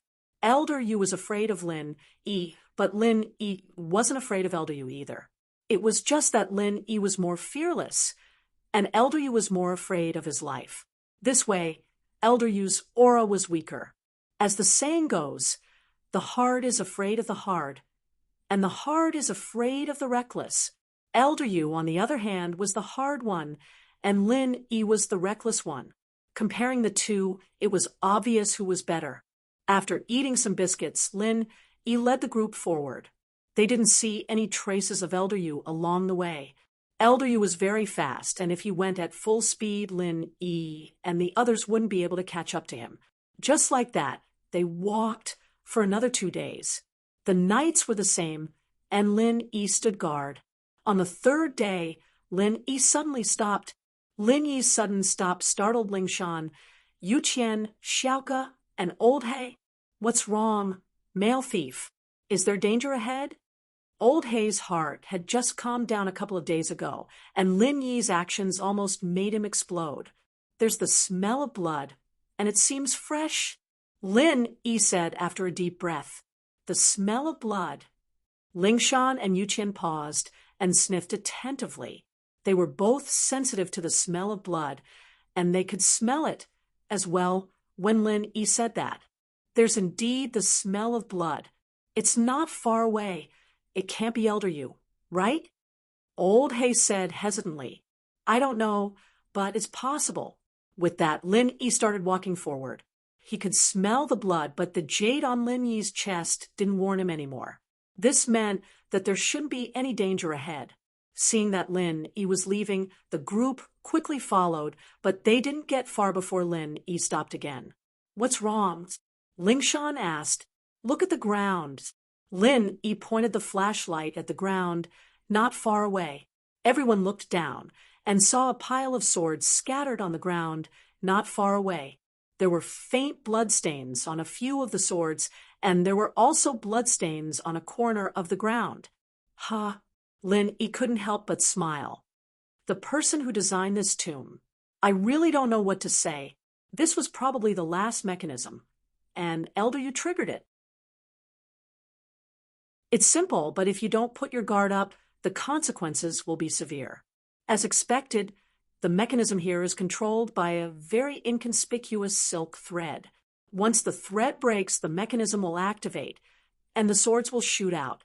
Elder Yu probably walked too hastily, and it makes sense that he couldn't see clearly in the darkness. Xiaoke said as she squatted down and found a very thin broken thread.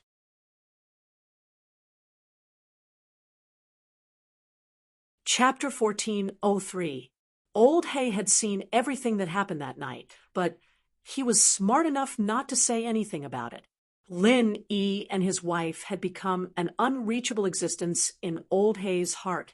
They weren't even on the same level as small grave robbers like him. There's poison on the sword. Lin Yi picked up a sword and sniffed it. It's a very strong, slow poison. You won't feel anything at first, but as time goes on, the sickness will act up. If you don't find a good doctor to cure you, you'll be crippled even if you don't die. This poison will destroy the nervous system of the body, and you'll end up in a vegetative state. That's strong. Xiaoke jumped, quickly standing up to get away from the swords. This poison isn't contagious, right? I was so close to it. Will I be all right? It's fine. Even if you're poisoned, I can cure it. Lin Yi said faintly. This poison was strong, but it wasn't a problem for a medical expert like Lin Yi. Even Yao Wang could cure it, let alone Lin Yi. Oh, Xiaoke nodded, letting out a breath. Let's keep going, I'll be in front. Just be careful. Lin Yi wasn't afraid of anything. Lin Yi was already very careful. And even if there was danger ahead, Lin Yi had the jade to warn him. What they didn't expect was that after walking past the swords, they could see a faint light not far away. As they moved forward, the light became brighter and more dazzling. After walking for a few dozen meters, they made a turn and could easily see the exit in the distance. Just a few hundred meters away was the entrance of the cave. The sun was shining brightly outside, brightening everyone's mood that had been gloomy for the past few days. Great, we're finally out. Xiaoke cheered. Old Hay let out a breath of relief as well. He'd been through life and death in this tomb raiding, and he almost didn't make it back. After this, Old Hay probably wouldn't dare rob tombs anymore. Of course, Lingshan wouldn't give him that chance. You guys move yourself. I won't be joining in, Lin Yi said quietly after seeing the exit, letting out a breath of relief. Okay, then take care of yourself. Lingshan understood what Lin Yi was saying. He wanted her and Yu Qian to discuss catching Old Hay after they got out of the tomb. Lin Yi indeed couldn't participate in this, and he had his own things to do. He was probably in a rush to save Xiao Xiao, so he didn't have time for her. Lin Yi nodded, and the group finally reached the entrance of the cave. It was bright outside, and outside the cave was a small valley, very similar to the small valley they entered the tomb from before. The appearance of the cave was no different from a normal cave, and it wouldn't attract attention. Elder Yu was long gone, and the valley was very quiet. There weren't many plants in this mountain, and even the birds were pitiful. The entire valley was very quiet. Let's search here. I have something to discuss with the flying sparrow. Lin Yi stopped and said to Lingshan, Ling Shan paused and looked at Xiaoka, understanding what Lin Yi meant. Lin Yi was going back to protect Xiaoka, and she and Yu Qian were going to reveal their identities to Old He and arrest him. Xiaoka naturally would be arrested as well. Lin Yi was doing this to make Xiaoka a helper, not a grave robber. But Xiaoka really didn't take any relics, so Ling Shan gave Lin Yi face. In fact, she knew that even if she didn't give him face, Lin Yi would still protect her. Someone as domineering as Lin Yi wasn't someone she could control. All right, we'll be going then. Ling Shan didn't say much as she and Yu Qian grabbed Old He's body, jumping up from the bottom of the valley to the top. Without a rope, Old He had to rely on Ling Shan and Yu Qian if he wanted to get out.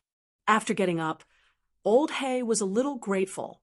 He didn't think that the female thief would be this benevolent, bringing him out of the valley after leaving the tomb. Not abandoning him, he was very touched. Thank you, female thief. I'll remember this favor. Don't worry, I'll give you guys a share of the loot whether you want it or not. No need, Ling Shan said faintly. This is what we should do. Should do? Old He paused. Old He, this is my ID. You're under arrest. Yu Qian had taken out an ID and showed it to Old He. Ling Shan, on the other hand, took out a pair of handcuffs and put them on Old He's hands. Old Sable was dumbfounded by the scene in front of him. He didn't know what these two were up to, so he asked in confusion, Female thief, what are you playing at? If you want my things, I'll give them all to you. I don't want them, just let me live. Ever since he knew that the female thief and her followers were all mystic class masters, Old He didn't even have the slightest intention to fight back. Mystic class masters were legendary existences. Even if Old He fought with his life on the line, it would be suicide. Old He, don't even think about it. I'm the captain of Songshan's police department, Ling Shan. I'm not a female thief, Ling Shan said, as she took off her mask. On the other side, Yu Qian had taken off his mask as well, using his GPS to get a helicopter. Blackie was dumbfounded. No way. These two weren't grave robbers? Old He's heart sank as he looked at the two acting so seriously. This was most likely real. Old He could only smile bitterly inside. Even if it was real, he wouldn't dare fight back. Two mystic masters could kill him easily, and he didn't want to look for trouble. He could only lower his head and accept his fate. At the bottom of the valley, Xiaoka looked at Lin Yi, confused. She didn't know why Lin Yi asked her to stay. But thinking back to what the male thief did to her in the tomb, she couldn't help but blush. He wasn't going to ask her to be his mistress, was he?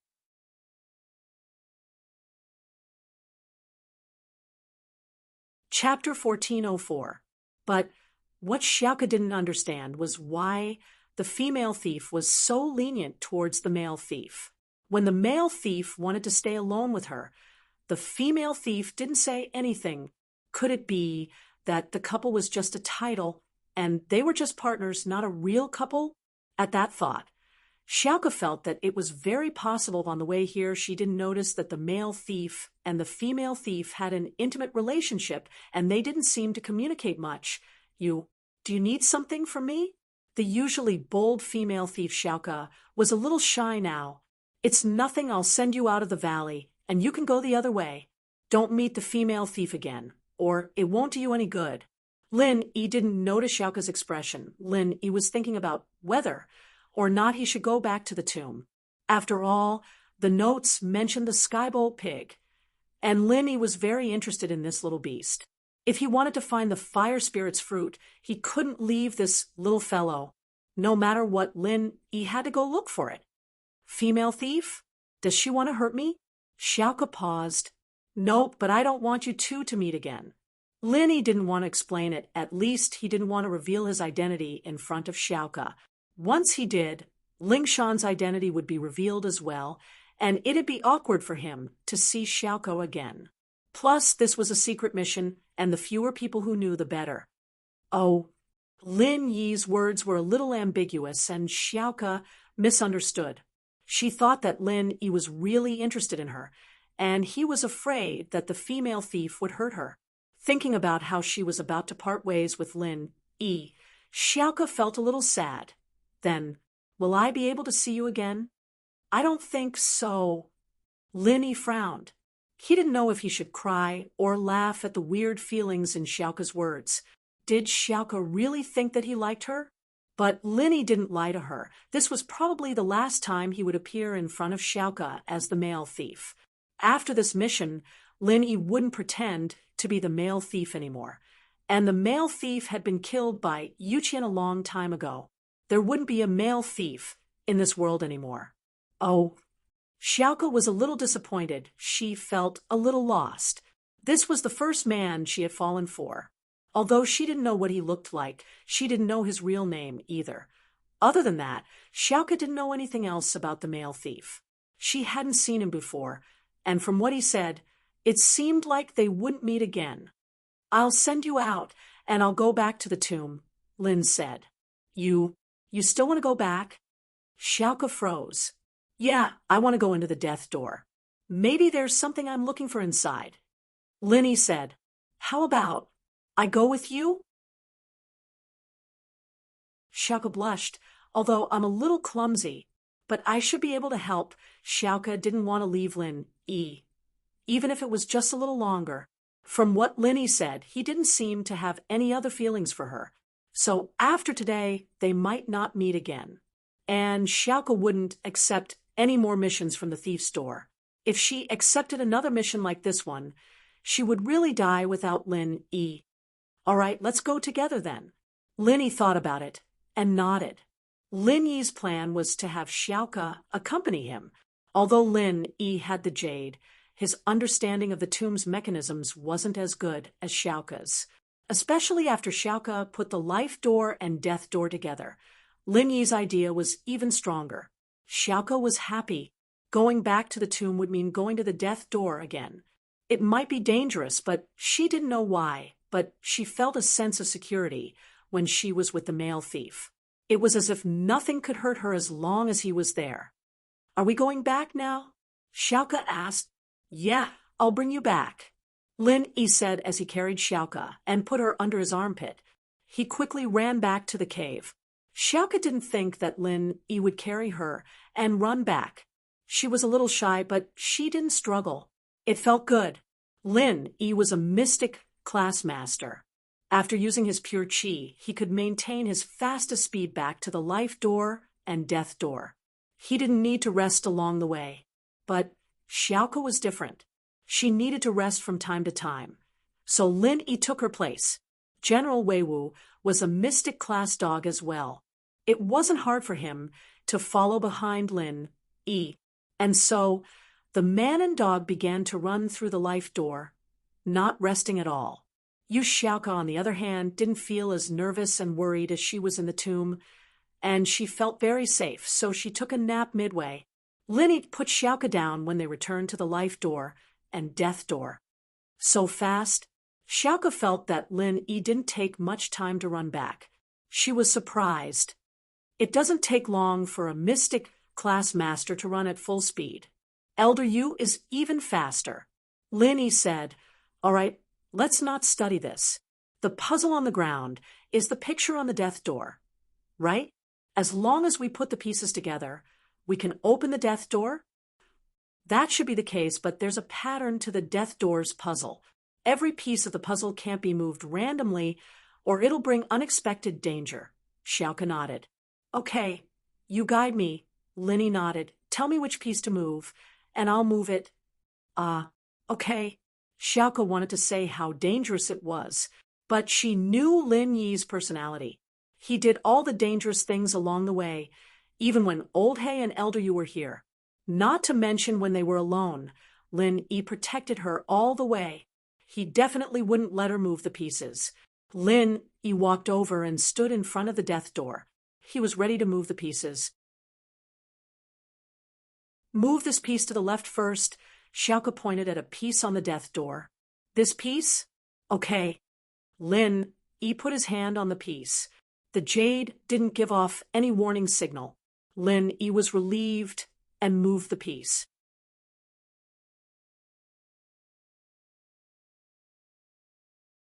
Chapter 1405. And then, Lin Yi asked, "Oh, then try to move this piece down." Xiaoke pointed at another piece. "This one?"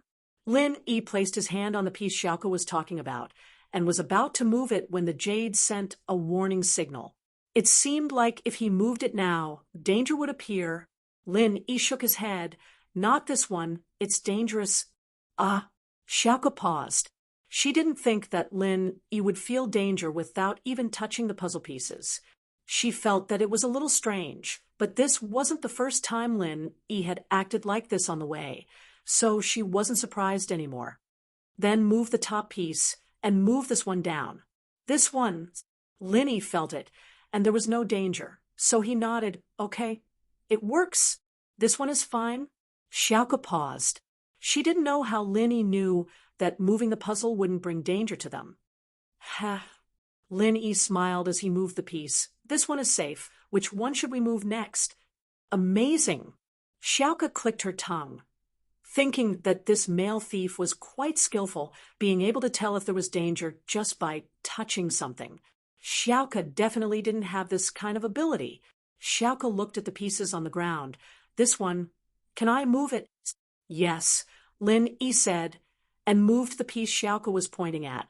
"What about this one?" Xiaoke asked. "No." Lin Yi shook his head. "Then this one?" Xiaoke asked again. "This one is fine."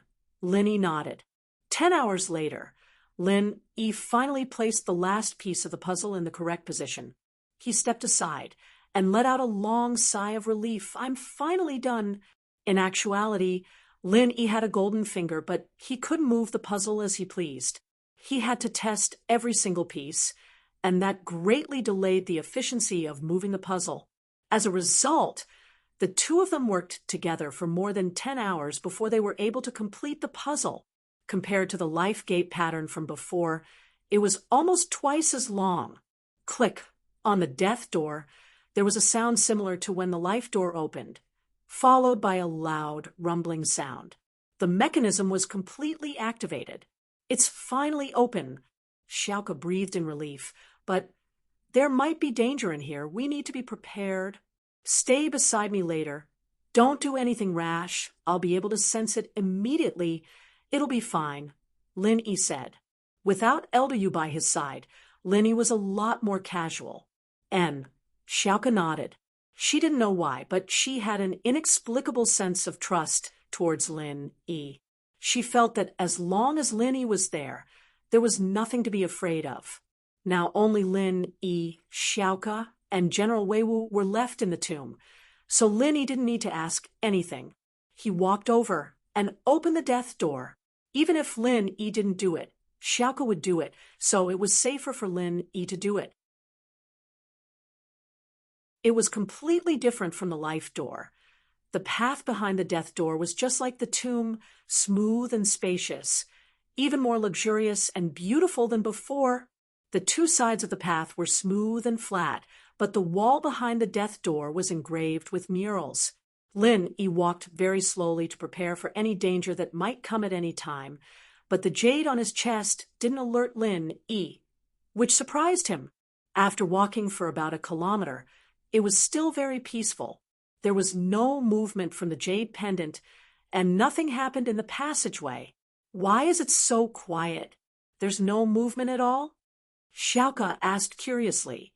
"How would I know?" Lin Yi smiled bitterly. "All right, let me ask you something. Inside the death door, are there any powerful traps?" "That might not be the case." Xiaoke thought for a while and said, "Normally, that's true, but sometimes there are exceptions. There might be no traps in the death door, and all the traps are concentrated in the place where the death door should be opened." Lin Yi nodded and continued walking. Although he heard Xiaoke's explanation, Lin Yi didn't let his guard down. Suddenly, General Weiwu, who was in front of Lin Yi, stopped and stood in the middle of the path. "What's wrong?" Lin Yi was startled, not understanding what General Weiwu meant. Was there danger? At least, the jade on Lin Yi's chest didn't send out any warning signals. "Woof, woof," General Weiwu barked at the darkness in front of them.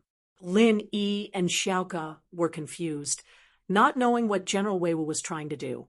In the darkness far away, there was no movement at all. Lin Yi was puzzled, but General Weiwu called out twice again. This time, there seemed to be a hint of anger in its cries. Woof, woof, General Weiwu barked even louder than before. This time, there was finally movement in the darkness. There were 2 weak jeep sounds, and then a small shadow walked towards General Weiwu, twisting and wobbling as if it was very scared. What is that? Yu Xiaoke looked at the thing that was walking over and asked curiously. Lin Yi, on the other hand, had the same question, but he was excited for no reason. Was it really that thing? When the little fellow walked closer, Lin Yi's eyes finally froze. His guess was right. From the looks of it, it was that little fellow. This little thing looked a bit like a pig, but it wasn't very similar. Its entire body was round and upright, but it walked on 2 hind legs. Its front paws were like arms hanging on both sides, swaying. It was a bit like a cute version of Zhu Beiji. Looking at the little fellow, it seemed a little wronged, as if General Weiwu disturbed its dream. It wanted to protest, but it didn't dare to. It could only walk over under General Weiwu's angry roar.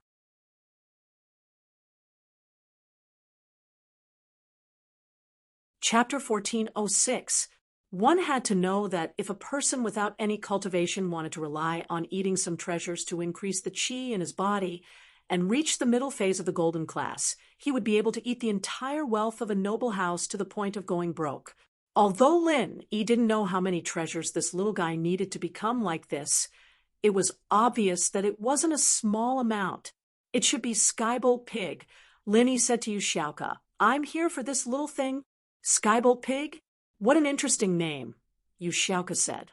At this moment, General Weiwu and Skybolt Pig started conversing. Although Lin Yi didn't understand what they were talking about, General Weiwu definitely understood what Lin Yi meant. It was probably communicating with Skybolt Pig to pass on Lin Yi's message to this little thing. At this moment, Lin Yi understood why the jade didn't warn him when General Weiwu roared. This little thing wasn't dangerous at all. Therefore, the jade didn't warn him, but General Weiwu sensed the little thing's message and called it out. It's interesting, but this little guy does look interesting too, Lin Yi said as he looked at the pig on the ground. Since this piglet can walk around freely in the tomb behind the death door, then our previous guess should be correct. There's no danger here. If there's a dangerous trap, it'd be a tragedy if this little thing triggered it, Xiaoke said. What's wrong? Xiaoke asked. That makes sense. Lin Yi nodded and looked at General Weiwu and the little thing chattering. He couldn't help but ask, Lil Wei, what do you think? Does this little thing want to go with us? To find the fire spirit's fruit? Woof. General Weiwu turned around and shook its head at Lin Yi. It raised its 2 front paws and moved, as if it was helpless. Then it gestured for Lin Yi to calm down, telling him not to worry and to leave it to it. All right, I'll leave it to you then. Lin Yi nodded. Luckily, General Weiwu was smart enough to communicate with this little thing. If not, even if Lin Yi forcefully took this pig away, it wouldn't listen to him. If it didn't help him find the fire spirit's fruit, Lin Yi couldn't do anything about it. Plus, this little thing would disappear without a trace. Where would Lin Yi find it? Therefore, it was better to let General Weiwu do its job and let it go with him. This would save him a lot of trouble. However, it could be seen that even though the little fellow's rank was lower than General Weiwu, and he was afraid of General Weiwu, he seemed to be very stubborn. He kept chattering with General Weiwu and had no intention of leaving with Lin Yi. This dog can understand you? Xiaoke felt that the male thief was a little unbelievable. He had a high-class spirit beast with him, one that had high intelligence and could understand human language. It was too strange. It can understand. That's amazing. Lin Yi said, let's sit down and wait for a while. It seems like General Weiwu won't be able to finish the little fellow's job in a short amount of time. Let's take a break first. Okay. Xiaoka listened to Lin Yi. She felt that staying here alone with Lin Yi for a while would be a beautiful memory in her life. She didn't know if she would be able to see Lin Yi again. Thinking about this, Xiaoka felt a little melancholy. This was the first time she fell for a guy, but it ended in silence. After some hesitation, Xiaoka said, "Let's talk." "Talk about what?" Lin Yi asked. "Tell me about yourself. Are you and the female thief husband and wife?" Xiaoka asked. No. Linny didn't expect Xiaoka to ask this, but he didn't lie to her and told her the truth. You're not? If you're not husband and wife, then why are you called the couple thieves?" Xiaoka heard Lin Yi's answer, and her heart skipped a beat. "Old Hay's group is called Red Pagoda. Do you think he looks like a pagoda?" Lin Yi smiled bitterly. "I have another girlfriend this time. I'm here to find medicine for her." You have a girlfriend." Xiaoka was a little happy when she heard that the female thief and Lin Yi weren't husband and wife, but when she heard that Lin Yi already had a girlfriend, she was a little disappointed. "Is it that fire spirit's fruit you were talking about?" "Yeah, I need this little fellow to help me find it." Lin Yi pointed at Skybolt Pig. "I see. No wonder you risked coming back to the tomb. You treat your girlfriend so well," Xiaoka said enviously. She was thinking, how good would it be if Lin Yi treated her this well? This is her only hope. She can only live if she finds the fruit, or else. Lin Yi stopped here. "All right, let's not talk about this anymore. Let's rest for a while." "Oh." Xiaoka nodded. Zhao Fafa finally got his distant cousin Zhao Qibing's address from his father. He had met Zhao Qibing before, but it was only on the dining table. Zhao Qibing said that he would take care of him, but Zhao Fafa never contacted him after that. This time, Zhao Fafa couldn't take it anymore. He asked his follower's son Xiaoxing to scare Lin Yi, but not only did he fail, he was bullied by Lin Yi. How could he accept this? Zhao Fafa's ego had been inflated to the limit recently. How could he take this lying down after being bullied like this? In Zhao Fafa's eyes, there was nothing in Songshan that he couldn't deal with. As the new head of Songshan's 4 young masters, Zhao Fafa felt that he had to get back at Lin Yi. He wanted to teach him a lesson and make him give Tang Yun to him. So, after getting Zhao Qibing's contact, Zhao Fafa rushed to the floating cloud bar immediately. Qibing had been quite happy these past few days. There was no other reason than that he had an Earth class helping him out of nowhere. It was like adding wings to a tiger. Boss Zhu didn't explicitly say that he'd support him, but it seemed like it wasn't far from the truth. He believed that in time, Boss Zhu would be under his wing and become one of his generals. "Master Bing, there's a kid driving a Ferrari outside. He claims to be your cousin and wants to see you. What do you think?" Su Jianong walked in and asked.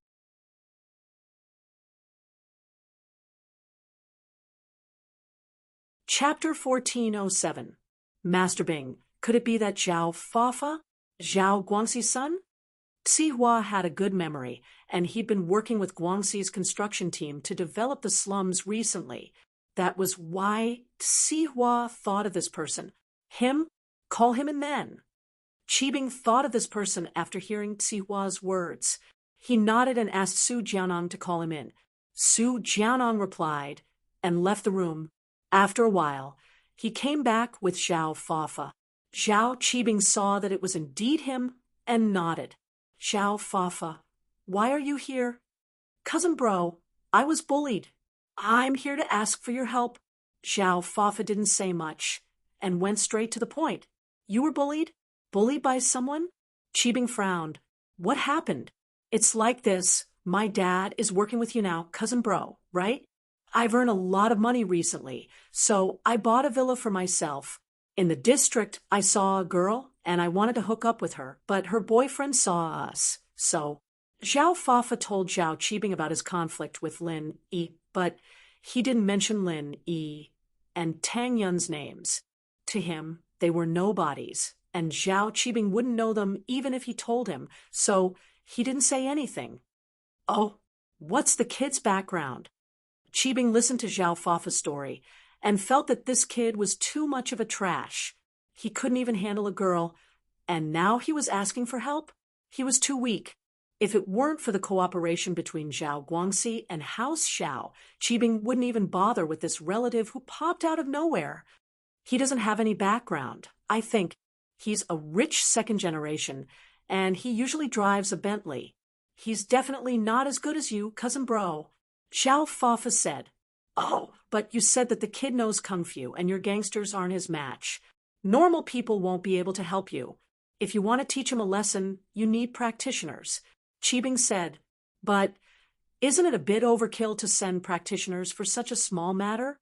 Not really. Cousin brother, this is also the time for us House Xiao to be famous. I told him your name before, but he said that he didn't know you. He had never heard of you before. Zhao Fafa started to exaggerate. Look, how infuriating. What the hell was that? I can't believe I didn't know your name. I'm from a hidden house, so I need to keep a low profile. It's normal that no one knows my name. Plus, the people who know me are all famous people in Songshan City. Those Tom, Dick, and Harry wouldn't know me. Although Qibing said that, he was still a little pissed.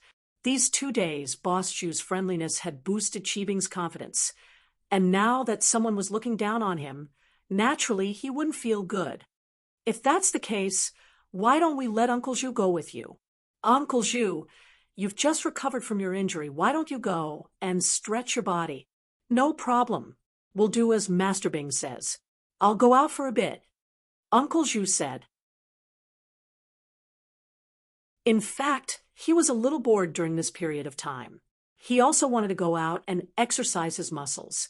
However, teaching a young master who knew a little martial arts a lesson was a little overkill. Thank you, cousin brother. Zhao Fafa had learned some secrets about the noble houses from his father recently. There were practitioners in the noble houses, and the lowest level golden class practitioner could fly on roofs and run on walls, crushing boulders with their fists. This was a very powerful existence. This Uncle Zhu was obviously a practitioner. Although Zhao Fafa didn't know his level, he thought that Linny was dead for sure.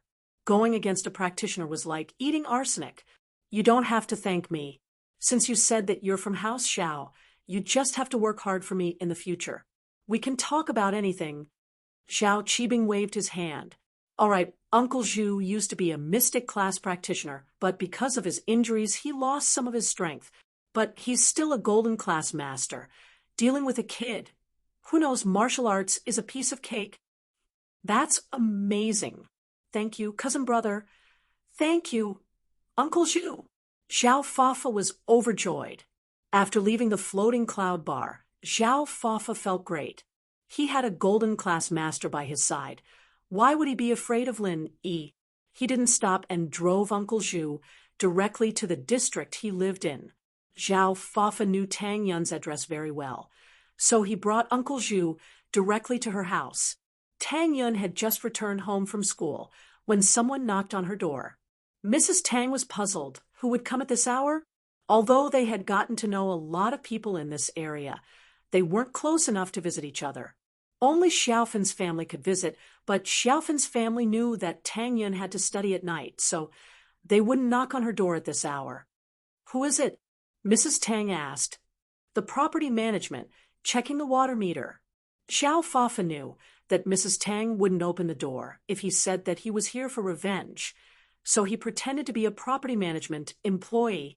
Mrs. Tang wasn't on guard. After all, the security in this area was quite good, and anyone who wasn't a resident would be checked by the security guards. And so Mrs. Tang opened the door, and Zhao Fafa barged in without any hesitation. What do you want? Mrs. Tang jumped as she looked at Zhao Fafa. He didn't look like someone from the property management company at all. Uncle Zhu, on the other hand, looked like a door god's bodyguard, standing beside Zhao Fafa with a cold face. Where's your daughter? Zhao Fafa looked at Mrs. Tang. You're looking for Een? Mrs. Tang didn't know who Zhao Fafa was, so she was a little scared. Why are you looking for her? Ask her to come out. Zhao Fafa was confident with Uncle Zhu by his side. He humphed. Hurry up, or don't blame me for tearing down your house. Tang Yun heard the quarrel in the living room and quickly walked out. She frowned when she saw Zhao Fafa making a scene in the house. It's you? Tang Yun, where's your boyfriend? Find him and bring him here to die quickly. Mother of asterisk cur. How dare he humiliate me last time? I'll teach him a lesson this time. Zhao Fafa saw that Tang Yun was here, but he wasn't in a rush to flirt with her. His main purpose was to teach Lin Yi a lesson. As long as he made Lin Yi submit, getting Tang Yun would be a piece of cake.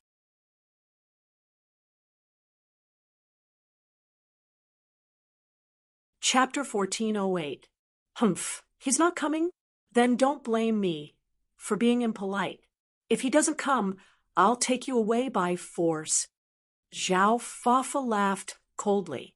Tang Yun, since your boyfriend doesn't want you anymore, you can follow me. Is there something wrong with you? Tang Yun didn't expect Zhao Fafa to be so shameless, but Lin Yi wasn't home. Tang Yun couldn't call Lin Yi and disturb him. He was doing something important. How could she disturb him? Little girl, this old man advises you to do as he says, and get your boyfriend here. Otherwise, don't blame me for being impolite. With that, Uncle Zhu swung his hand at the coffee table in Tang Yun's living room. With a loud bang, Uncle Zhu smashed the coffee table into smithereens, scaring Mrs. Tang to the point where her face turned ashen. Uncle Zhu didn't know who Tang Yun was. He didn't know that she was Lin Yi's girlfriend. Although Lin Yi injured him because of Tang Yun, Uncle Zhu had never seen her face before. The name Tang Yun sounded familiar, but he couldn't remember where he heard it. Yun, hurry up and call Lin Yi. Tell him to come here as soon as possible. If he doesn't come, the house will be torn apart. Mrs. Tang was scared. She lowered her voice and said to Tang Yun, Only Lin Yi can deal with these people. Hurry up and find him. I'll try. Tang Yun didn't have a choice. She didn't expect the people around Zhao Fafa to be so fierce. According to Tang Yun's experience, this person should be a practitioner. A normal person wouldn't be able to deal with him. Tang Yun walked into her room quickly. She didn't plan to call Lin Yi. Instead, she called House Chu's villa. Meng Yao was the one who picked up the phone. Tang Yun told her about her problem, and Meng Yao passed the phone to Er Gooden. Lin Yi wasn't home, so Er Gooden was the only one who could make the call. Practitioner? How about this? I'll let Wu Qintian have a look. Don't worry, Tang Yun, sis-in-law. I'll tell him now. Gooden wouldn't be able to go by himself. He'd used up all his strength, and the poison in his body was on the verge of exploding. It was hard enough for him to live a normal life, let alone fight people. After hanging up, Gooden went to find Qintian. Wu Qintian, Tang Yun's sis-in-law, is in some trouble. A servant brought a practitioner to cause trouble. Can you go take a look? Of course, no problem. Leave it to me. Qintian patted his chest. Boss's business is my business, and boss's wife's business is my business as well. Don't worry, I'll take care of it. He's just a practitioner brought by a servant. He's probably not a master. I'll deal with him. Be careful. If you can't handle it, don't force it. When Faubert comes back, I'll send him to help. Gooden said. Faubert went to pick up Chu Pengzhan after sending Meng Yao, Yushu, and Tang Yun from school, so he wasn't home now. Okay, boss, just watch me. Qintian finally had a chance to work for Gooden, and naturally he was very enthusiastic. He treated this as a test from Gooden, and so he rushed to Tang Yun's house after receiving the order. Qintian rushed into the house and saw Tang Yun and Mrs. Tang standing anxiously in the living room. On the other side, there was an old man and a young master-looking man. Both of them looked like they had everything under control. Tang Yun's sis-in-law, I'm here. These two bastards? Qintian said to Tang Yun as soon as he entered the room. "Are they the F***ers? Kid, who are you?" Zhao Fafa froze when he saw that it wasn't Lin Yi but another young man. "Tang Yun, you changed boyfriends. Are you retarded? I've already called her sis-in-law. Don't you know who I am?" Qin Tian laughed and looked at Zhao Fafa as if he was looking at an idiot. "You're that bastard's young master, right? I'll give you a chance now. Apologize to Tang Yun's sis-in-law, or the consequences will be severe." Zhao Fafa blushed. He didn't hear Qin Tian's words clearly and mistook him as Tang Yun's new boyfriend, but he was thick-skinned and didn't say anything. "Who do you think you are? Severe consequences? You're bluffing, right?" "Humph." Qin Tian humphed coldly and turned his head. He saw a copper wall lamp in front of Tang Yun's house and he pulled it down. He then casually pinched the base of the lamp and the shape changed. "See, I'll pinch your head and it'll explode." Golden class early phase physical practitioner. Uncle Zhu's face froze.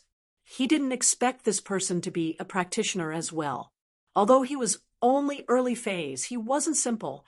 There were masters like this in the common world. "Old man, you have good eyesight. Since that's the case, why don't you get the hell out of here?" Qin Tian said proudly. Tang Yun was speechless. Was this Qin Tian here to save the day or to destroy the place? Uncle Zhu smashed a coffee table, and Qin Tian pulled down the lamp on the wall.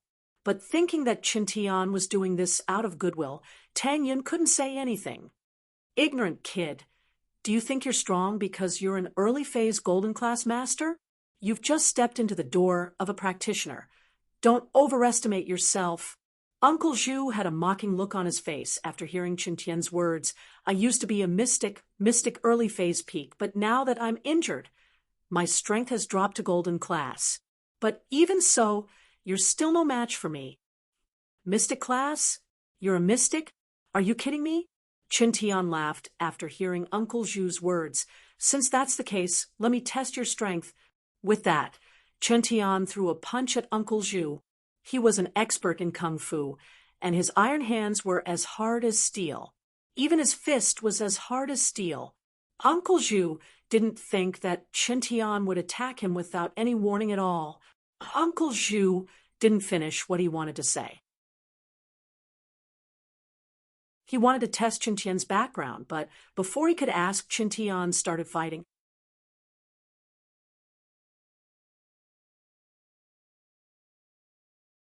Chapter 1409. Uncle Zhu was about to explode. Even if his strength dropped to golden class, he felt that he should still be a golden class mid-phase master. Although it wasn't very stable, he should still be much stronger than Qin Tian, who had just started. Plus, he was a mystic before, so he should be much stronger than this guy in front of him. But it was precisely because he was so much stronger that Uncle Zhu realized that he had failed miserably. That made him even angrier. "You're asking for it, kid." Uncle Zhu channeled his practitioner's arts, preparing to attack Qin Tian. Qin Tian's punch had landed squarely on Uncle Zhu's body, causing him serious internal injuries. It was a great humiliation to him. Qin Tian was startled. He didn't think that the old man in front of him was really a golden class, and he had the strength of a golden class mid-phase at that. He had thought that Uncle Zhu was just a braggart who knew some secrets about practitioners, but he didn't think that Uncle Zhu was actually this strong. "Old man, you really are a golden class mid-phase master." Qin Tian was a bit arrogant, but he didn't dare to be careless in the face of such absolute strength. In the path of practitioners, strength was strength, and arrogance wasn't something that could be won. So Qin Tian subconsciously took a step back.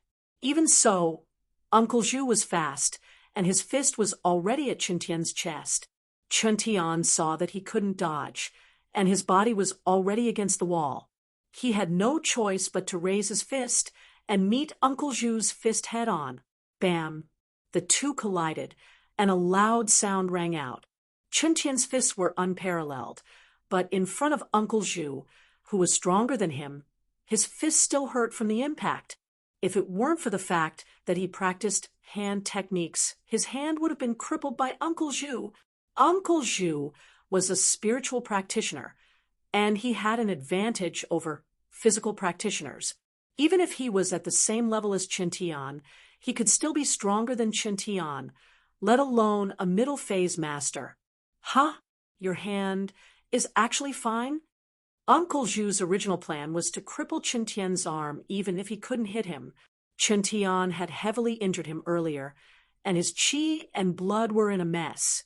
He was furious and used all of his strength in this punch, but it didn't do anything to Qin Tian. Hey, old thing, you haven't eaten your fill, have you? My hand is naturally fine. Qin Tian wasn't dumb enough to say that his main training was his hands. Wouldn't that be exposing his weakness? It was fine if it was someone weaker than him, but he didn't dare say it to someone stronger than him. Hand over your life. Uncle Zhu's eyes were red from Qin Tian's words, and he used all his qi to attack Qin Tian.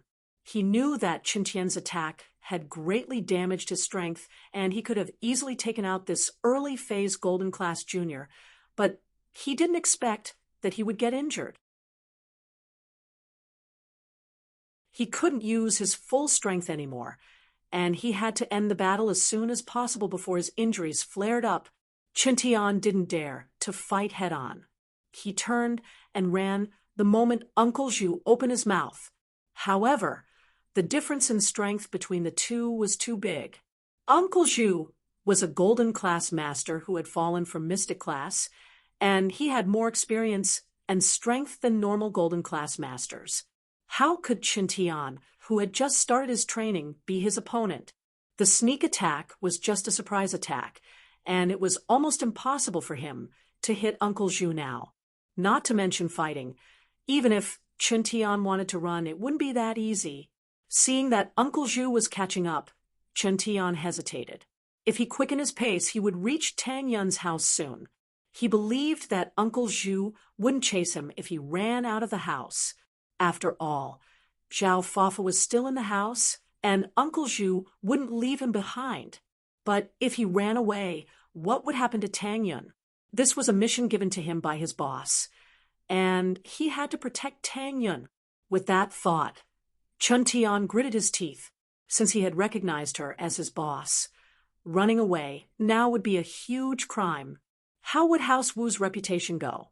He was the young master of House Wu, and his every word and action represented House Wu. If he ran away now, he wouldn't have the face to show his face anymore.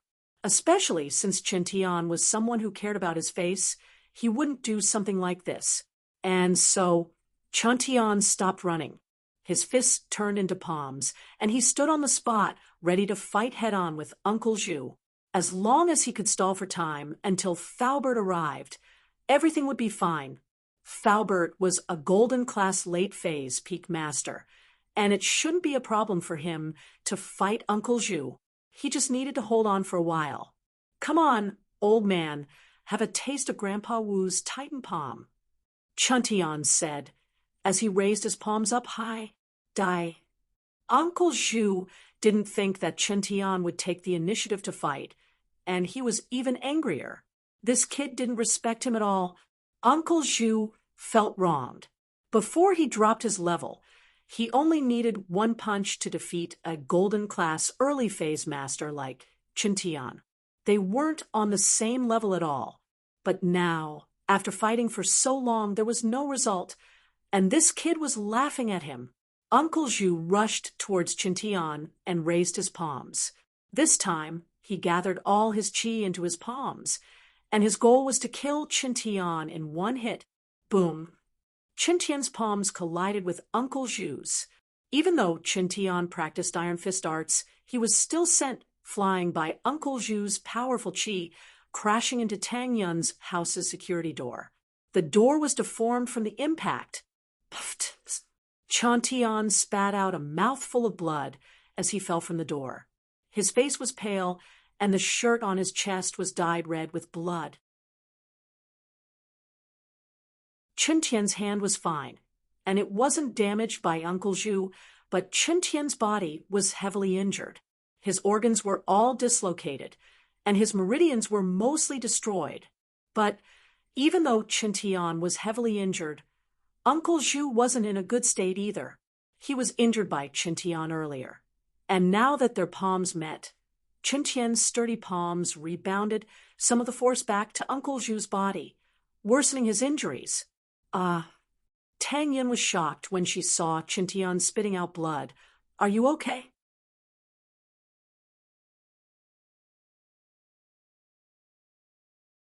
Chapter 1410.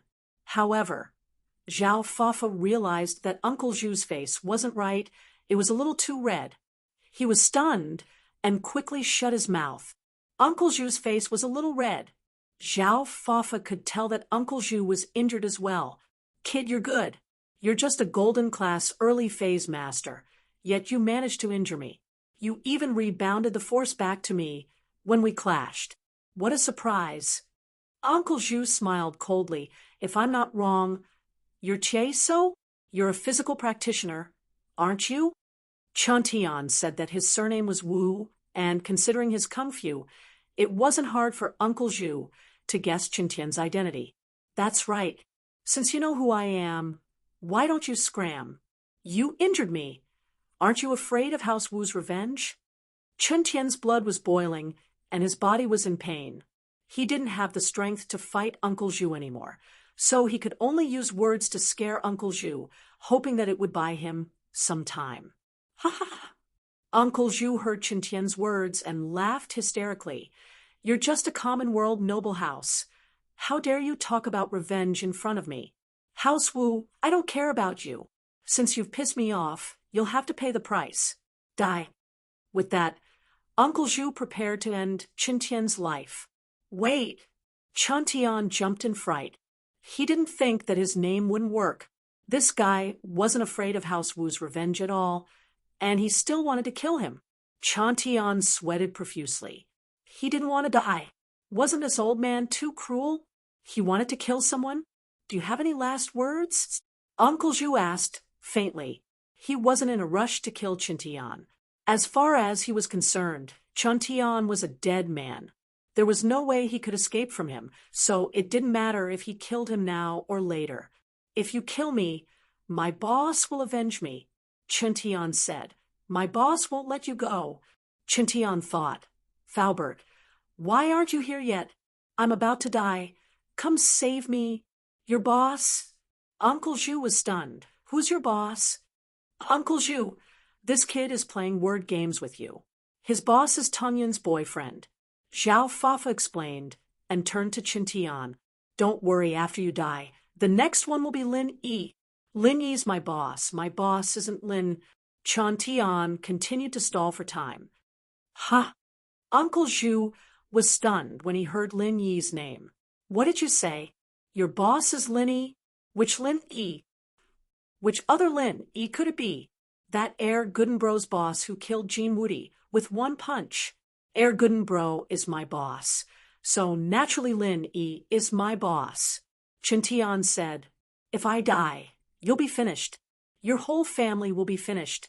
My boss and my boss will kill your whole family. Ugh. Uncle Zhu's face darkened. He felt his legs trembling. No way. This kid's boss was Ergooden, the one who killed Jean Woody with one punch, and Ergooden's boss was Lin Yi? Why was it Lin Yi again? Uncle Zhu wanted to cry. What the fuck? Wasn't this a trap? Even Master Bing didn't dare to do anything to Lin Yi, and he was here to help Zhao Fafa and cause trouble for Lin Yi? This girl was Lin Yi's girlfriend? Right. Uncle Zhu's eyes lit up. He finally understood why the name Tang Yun was so familiar. Back then, he was beaten into a cripple, and Zhao Qibing's legs were broken. Wasn't it because he provoked this Tang Yun? And now he was here again? As long as Chintian wasn't dead, he believed that Lin Yi wouldn't pursue the matter. But he was here to harass Tang Yun again. Someone like Lin Yi was so protective of his own people. Uncle Zhu didn't dare to think about it.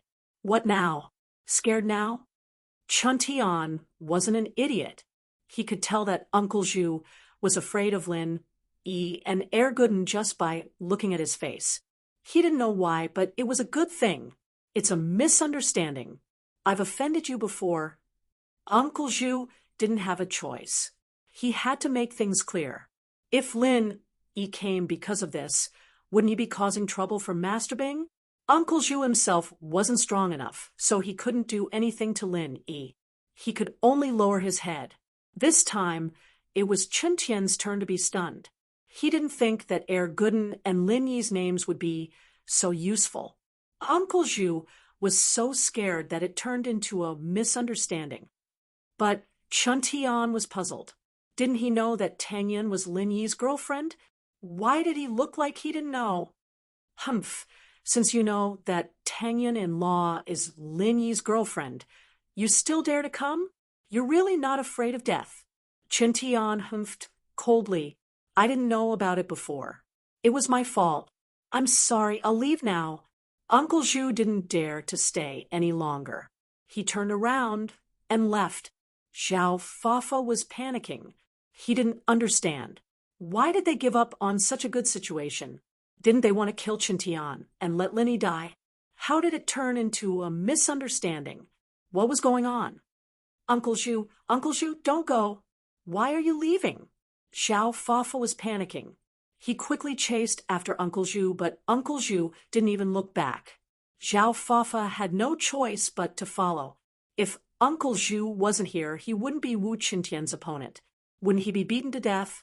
Chen Tian wanted to teach Xiao Fafa a lesson, but he didn't even have the strength to get up from the ground. His body felt like it was broken. Seeing that Uncle Zhu left, he felt relieved. He spat out another mouthful of blood and fainted. Are you okay? Do you need to call the ambulance? Tang Yin saw that Chen Tian fainted and panicked. She didn't know what to do. She didn't know if other practitioners needed to go to the hospital after they got injured, but Lin Yi didn't. So she didn't know if Chen Tian should go or not. But Chen Tian had already fainted. He couldn't answer Tang Yin. You're tuning in to the Mystic Fist YouTube channel. Don't forget to subscribe and join us on this journey to catch the most captivating stories.